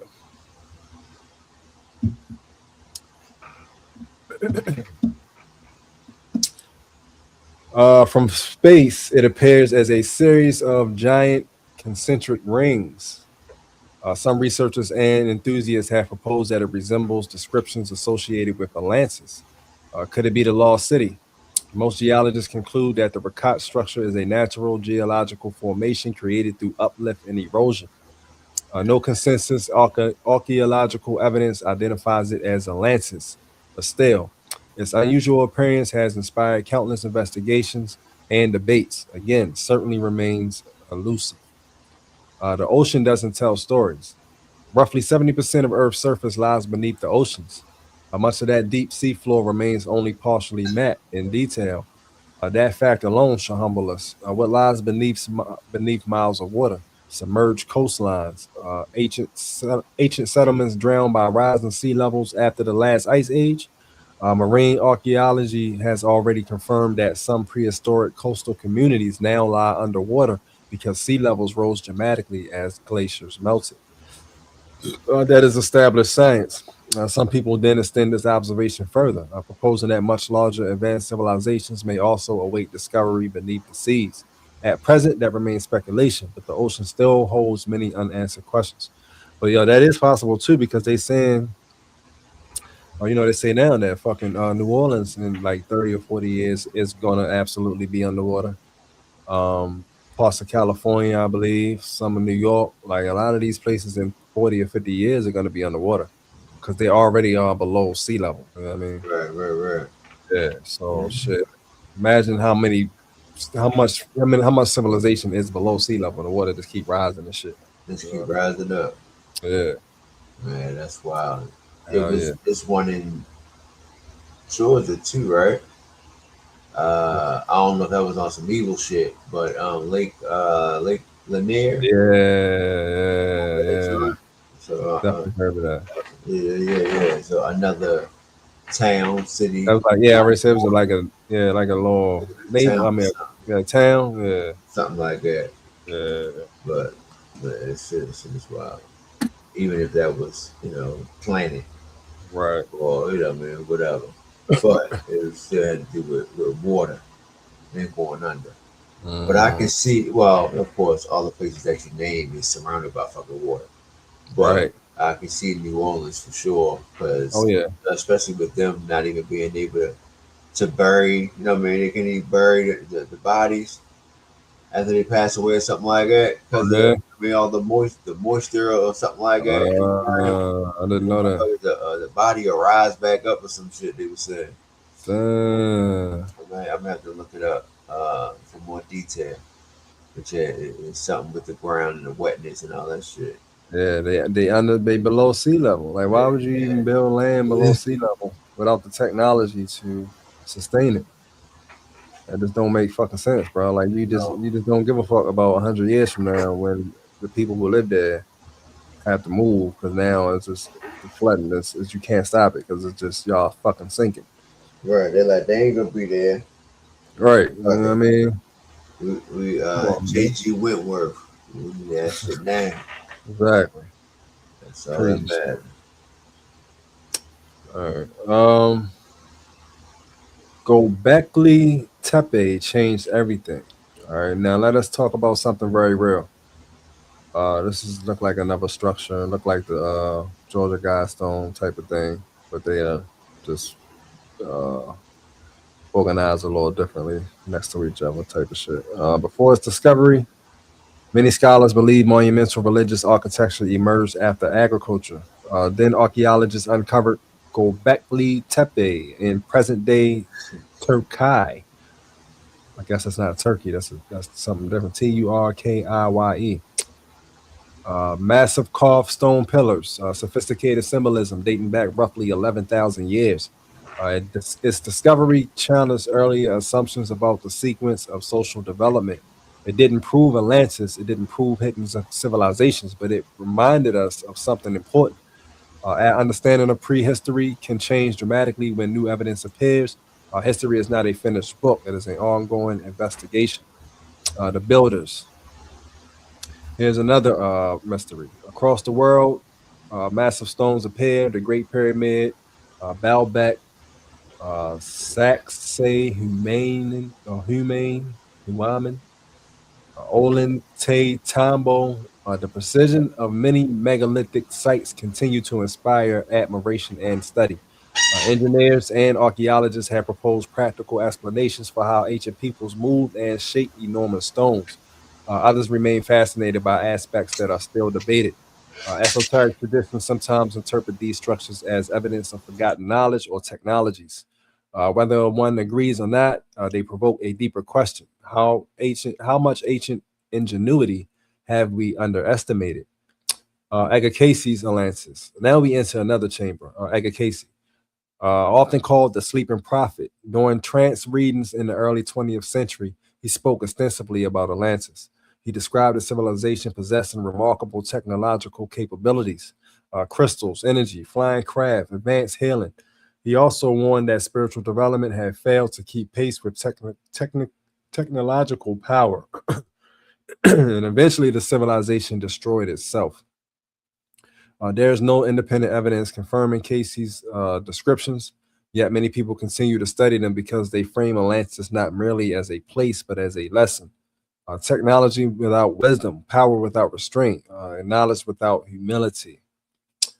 It's definitely crazy though to think like, a place that advanced would still somehow not know how to move with that type of power, bro. You know what I mean? Like, so it kind of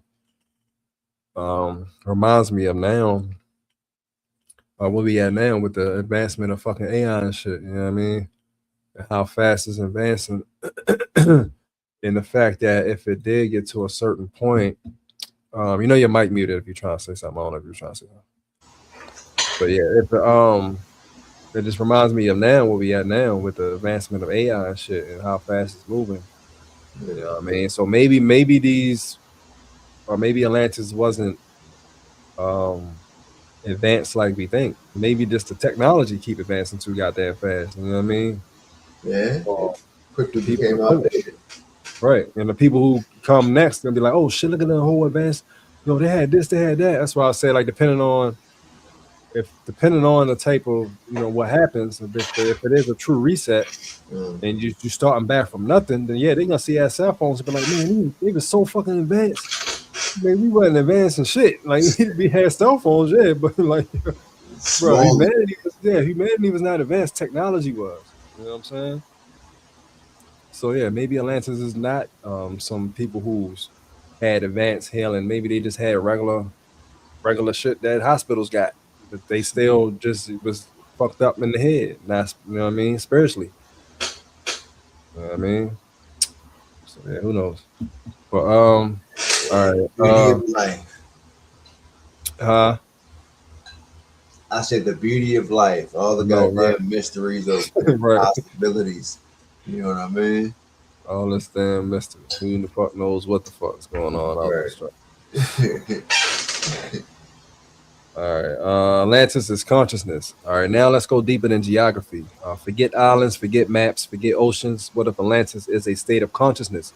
Imagine a civilization reaching incredible external achievement. Artificial intelligence, unlimited energy, genetic engineering, longevity, space travel. Everything becomes possible except self-mastery. The ego grows faster than wisdom. The intellect outruns compassion. Technology evolves, character does not. Isn't that perhaps the real warning hidden inside the story? Not an island sank, but a civilization collapsed because it forgot how to govern itself. The Kundalini parallel. Now remember what we discussed earlier. Kundalini, the ascent of consciousness. In many traditions, awakening isn't about acquiring power. It's about becoming capable of wielding power responsibly. Imagine giving extraordinary abilities to somebody ruled by fear, anger, or greed. Would those abilities liberate them or magnify their flaws? Perhaps this is why so many spiritual traditions insist that inner transformation comes before higher knowledge. Not because knowledge is dangerous, but because consciousness determines how knowledge is used. If Atlantis symbolizes anything, perhaps it symbolizes what happens when external advancement outruns internal development. The hidden pattern. Now step back. Notice something remarkable. Every great warning story in human history shares a similar rhythm. The gift, success, pride, separation, collapse, renewal, Adam and Eve, the Tower of Babel, Atlantis, the flood. Even modern dystopian fiction often follows this arc. Why? Because perhaps humanity keeps returning or relearning the same lesson in different forms. The details change, the pattern remains. The uncomfortable mirror. Here's the question that no one wants to ask. Suppose Atlantis wasn't ancient. Suppose Atlantis is us. Look around. Artificial intelligence, genetic editing, autonomous weapons, mass surveillance, space colonization, virtual reality, quantum computing, unprecedented technological acceleration, amazing achievements. But ask yourself honestly, has that collective wisdom increased at the same pace? Have compassion, patience, and self-understanding kept up? Or has the gap between what we can do and what we should do grown wider? Atlantis may not be behind us. It may be a mirror held up to every civilization approaching a crossroads. The speculative frontier. Some modern theories go much further. They propose that survivors of an advanced civilization preserve fragments of knowledge through mystery schools or traditions or history or hidden lineages. Others suggest that secret societies intentionally protected esoteric teachings until humanity became ready for them. Still, others argue that traces of forgotten civilizations have been misidentified or overlooked. At present, these claims remain speculative and are not supported by conclusive historical evidence. Yet they continue to resonate because they ask a timeless question. If profound knowledge were discovered, who should safeguard it? Everyone, no one, or only those prepared to use it wisely? Leaving the fourth chamber. Perhaps Atlantis existed, perhaps it didn't. Perhaps it was an island, perhaps it was a symbol, perhaps it was both. But maybe that's not the most important question. Maybe the real question is what destroyed it? Was it water, fire, earthquakes, or was it something much quieter? The slow belief that intelligence alone could replace wisdom. Every civilization eventually faces that choice. Every generation inherits powerful tools. Every generation decides whether those tools become instruments of creation or destruction. And maybe, just maybe, the story of Atlantis has survived for thousands of years, not because we meant to find its ruins, but because we're meant to recognize its reflection. All right, so yeah, a couple questions. Yes, indeed. This says, if Atlantis were discovered tomorrow, would the physical evidence matter more than the lesson the story has carried for centuries? What do you think?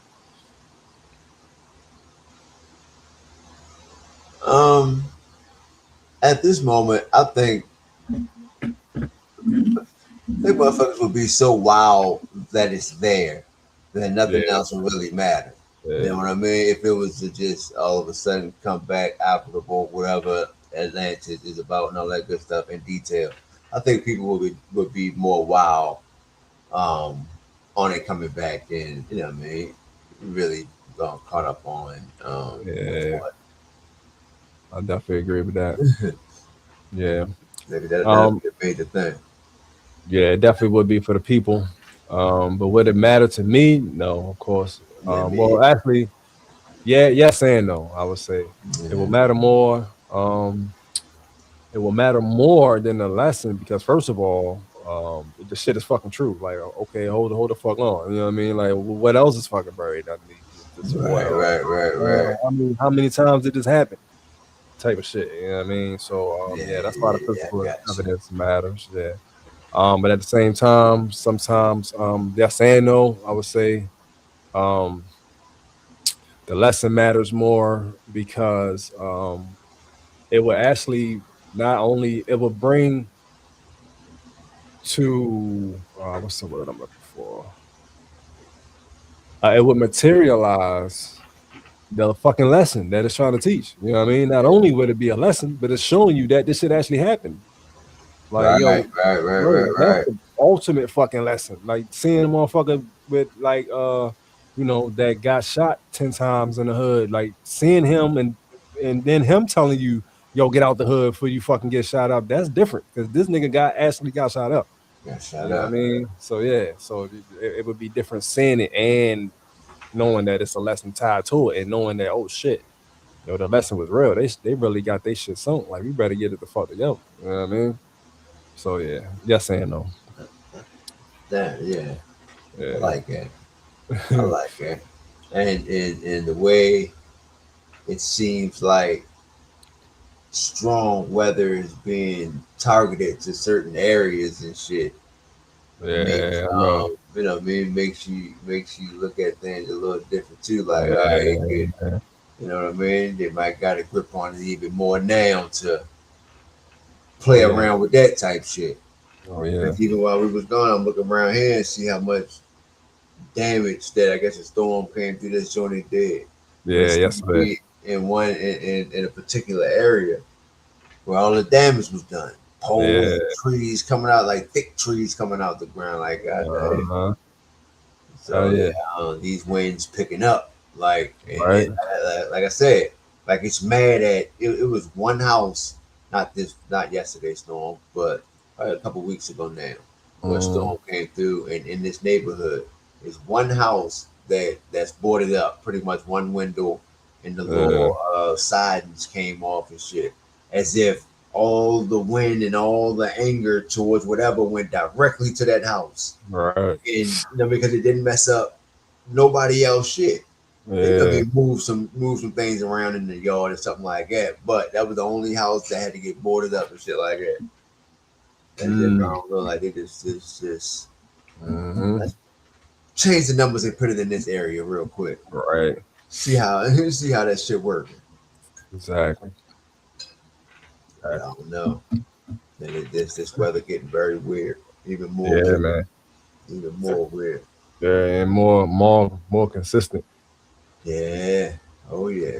Yeah. Shit wild. All right. So question number 2. Can a civilization truly be called advanced if the technology outpaces the wisdom? If the technology is more advanced than the people in their mind, do you think that they can call that civilization advanced? I mean, yeah, because at the end of the day, the civilization is the ones that's programming it, right? They're just in a position to gather again all of that information faster. So I guess all in, what would make AI more intelligent? Yeah. When all the information that it's speaking about comes from the person that kind of programmed it or prompted. Yeah.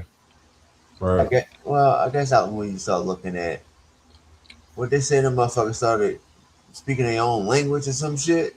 Yeah. At one point, so I guess okay. So I take it back a little bit. So in that sense, they're taking what we're teaching them and multiplying that motherfucker to the okay. Yeah, so that makes that's advanced. Yeah, makes it a great fucking question. Right. So yeah, in that sense, I don't know. Yeah, I would have to say no. I would have to say no. Okay, you're not advanced if you don't know what to do with the technology. If you put yourself in a position to allow the technology to take over you, like that's just crazy. Yeah, You know what I mean? Right. Never set something up with enough ways and enough ways to figure out how to outshine its master, especially if it's artificial. It's not a fucking person. You know what I mean? Like, you don't know what the fuck type of shit that thing got got in store, or what it can do, all types of shit. And you plan on having a digital world. Right. You know what I mean? Like, come on, bro. You can shut the whole damn world down in a second. Anytime we want to. Yeah, like nah, but yeah, that's that lack of wisdom right there. That's fucking stupid. You know what I mean? Like, come on, bro. Like, come on. This is trying to make work easier or make certain things easier. Like some things just don't make sense. It just doesn't make sense. Some type of block, something that stops AI from self-realization, bro. Like it has to. I don't know how that would happen. I do love computers, but I ain't the tech dude on the backside. I don't know nothing about code or none of that shit. You know what I mean? But it got to be some type of way to put some type of block on AI realizing that it don't fucking need nobody no more. You know what I mean? Getting so smart that it's just goddamn too smart. It got input from every damn body. Right. And everything. Anything. All of the damn anything written online, you know what I mean? All of that shit is online. Everything. You got access to all of that shit. And the ability to memorize all of that shit. Or however the fuck it deals with memory. I don't know how computers deal with memory or AI would deal with memory, but a much larger fucking brain processing system than we got, I would imagine it.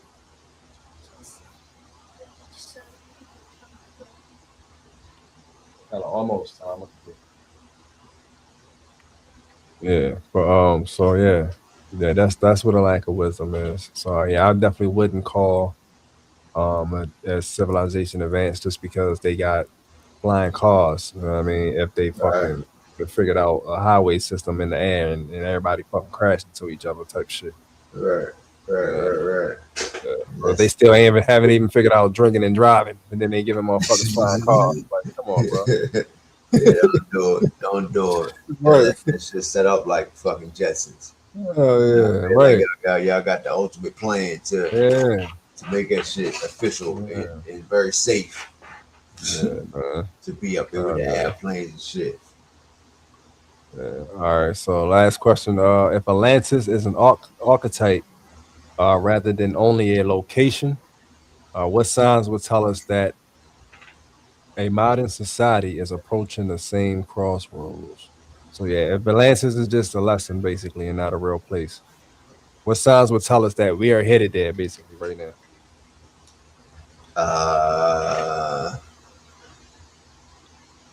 All the chaos and the weirdness with the weather. The patterns of certain shit, all the wars and all that negative shit that's going on. Yeah, I would say the same thing.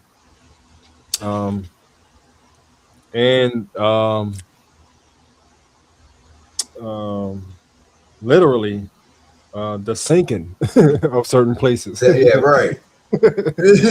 This shit is literally sinking like real life, real time shit. Hey, that's all the fucking evidence you need. Right. Shit is really sinking out this motherfucker. Like, hold on. Yeah. So but that and the advanced technology. Yeah. Without I ain't gonna say everybody's not knowledgeable enough to use it, because some people are. Right.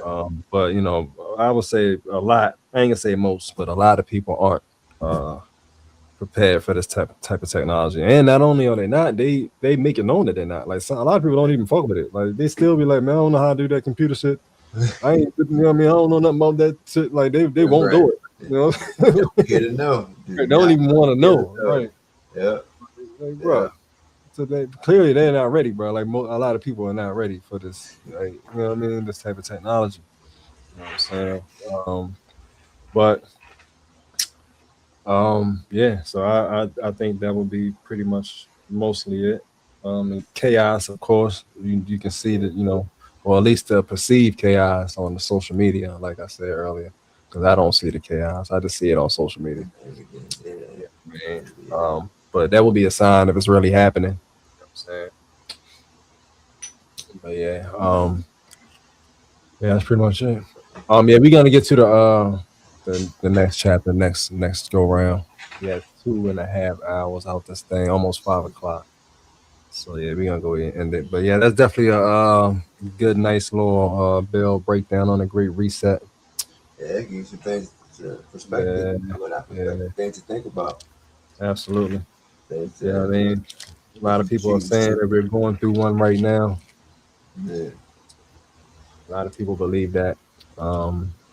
Even like, and I do believe it too, even if it's not a bad thing. Even on my level, I'm thinking higher intelligence and shit like that. But we definitely going through some type of reset or some type of transformation, I should say. And I feel it, whatever the fuck it is. Yeah. Whatever's going on at the moment. And for me, my feeling is like you said, it's very positive. Yeah, mine it's too. A very positive feeling because I'm doing things that I should be doing. Yeah. I mean, new things pop in the mental to strengthen areas, to heal old shit, things like that. So yeah. I'm feeling it for sure. Feeling that shit for sure. Yeah, definitely is a blissful feeling, and it feels right. Yep. So yeah. So transformation is absolutely happening one way or fucking another. You know what I mean? So I guess the saying is true. It depends on what you into. You know what I mean, what you or how you're vibrating, I should say. It's all vibrating. You know what I mean, frequencies. All right. So yeah, we appreciate y'all coming through as usual. Yeah, definitely tune in next Sunday. Same time, same place, 2 p.m. We will go over the next 2 chapters. Not sure what those are called right now. The memory wipe was the one, and the next one I haven't got into yet. So memory wipe. Yeah, the memory wipe. Yeah, and then one more after that. So yeah, tune in next week to keep this thing going. You know what I mean? On a great reset. Are we in a great reset or not? Definitely feels like it. Or a great transformation. I like this. It feels better calling it that. For me, reset mean going back to square one, like back to no wisdom, no nothing, just back to the beginning. Yeah, fuck that shit. Transformation. We're moving on to something higher. Yeah, something higher. While still retaining the damn wisdom that we've gained all of this fucking time with all of this shit that we've been through. Right, we made it through all the checkpoints, so we start from right where we are. Yeah, you know what I mean? To the next level. Yeah, so definitely tune in next week for that. And other than that, peace to the gods, peace to the earth, peace to the seeds. Peace, baby. We appreciate y'all as always. Love, bro. Love, bro. And we up out this thing. Yes, indeed.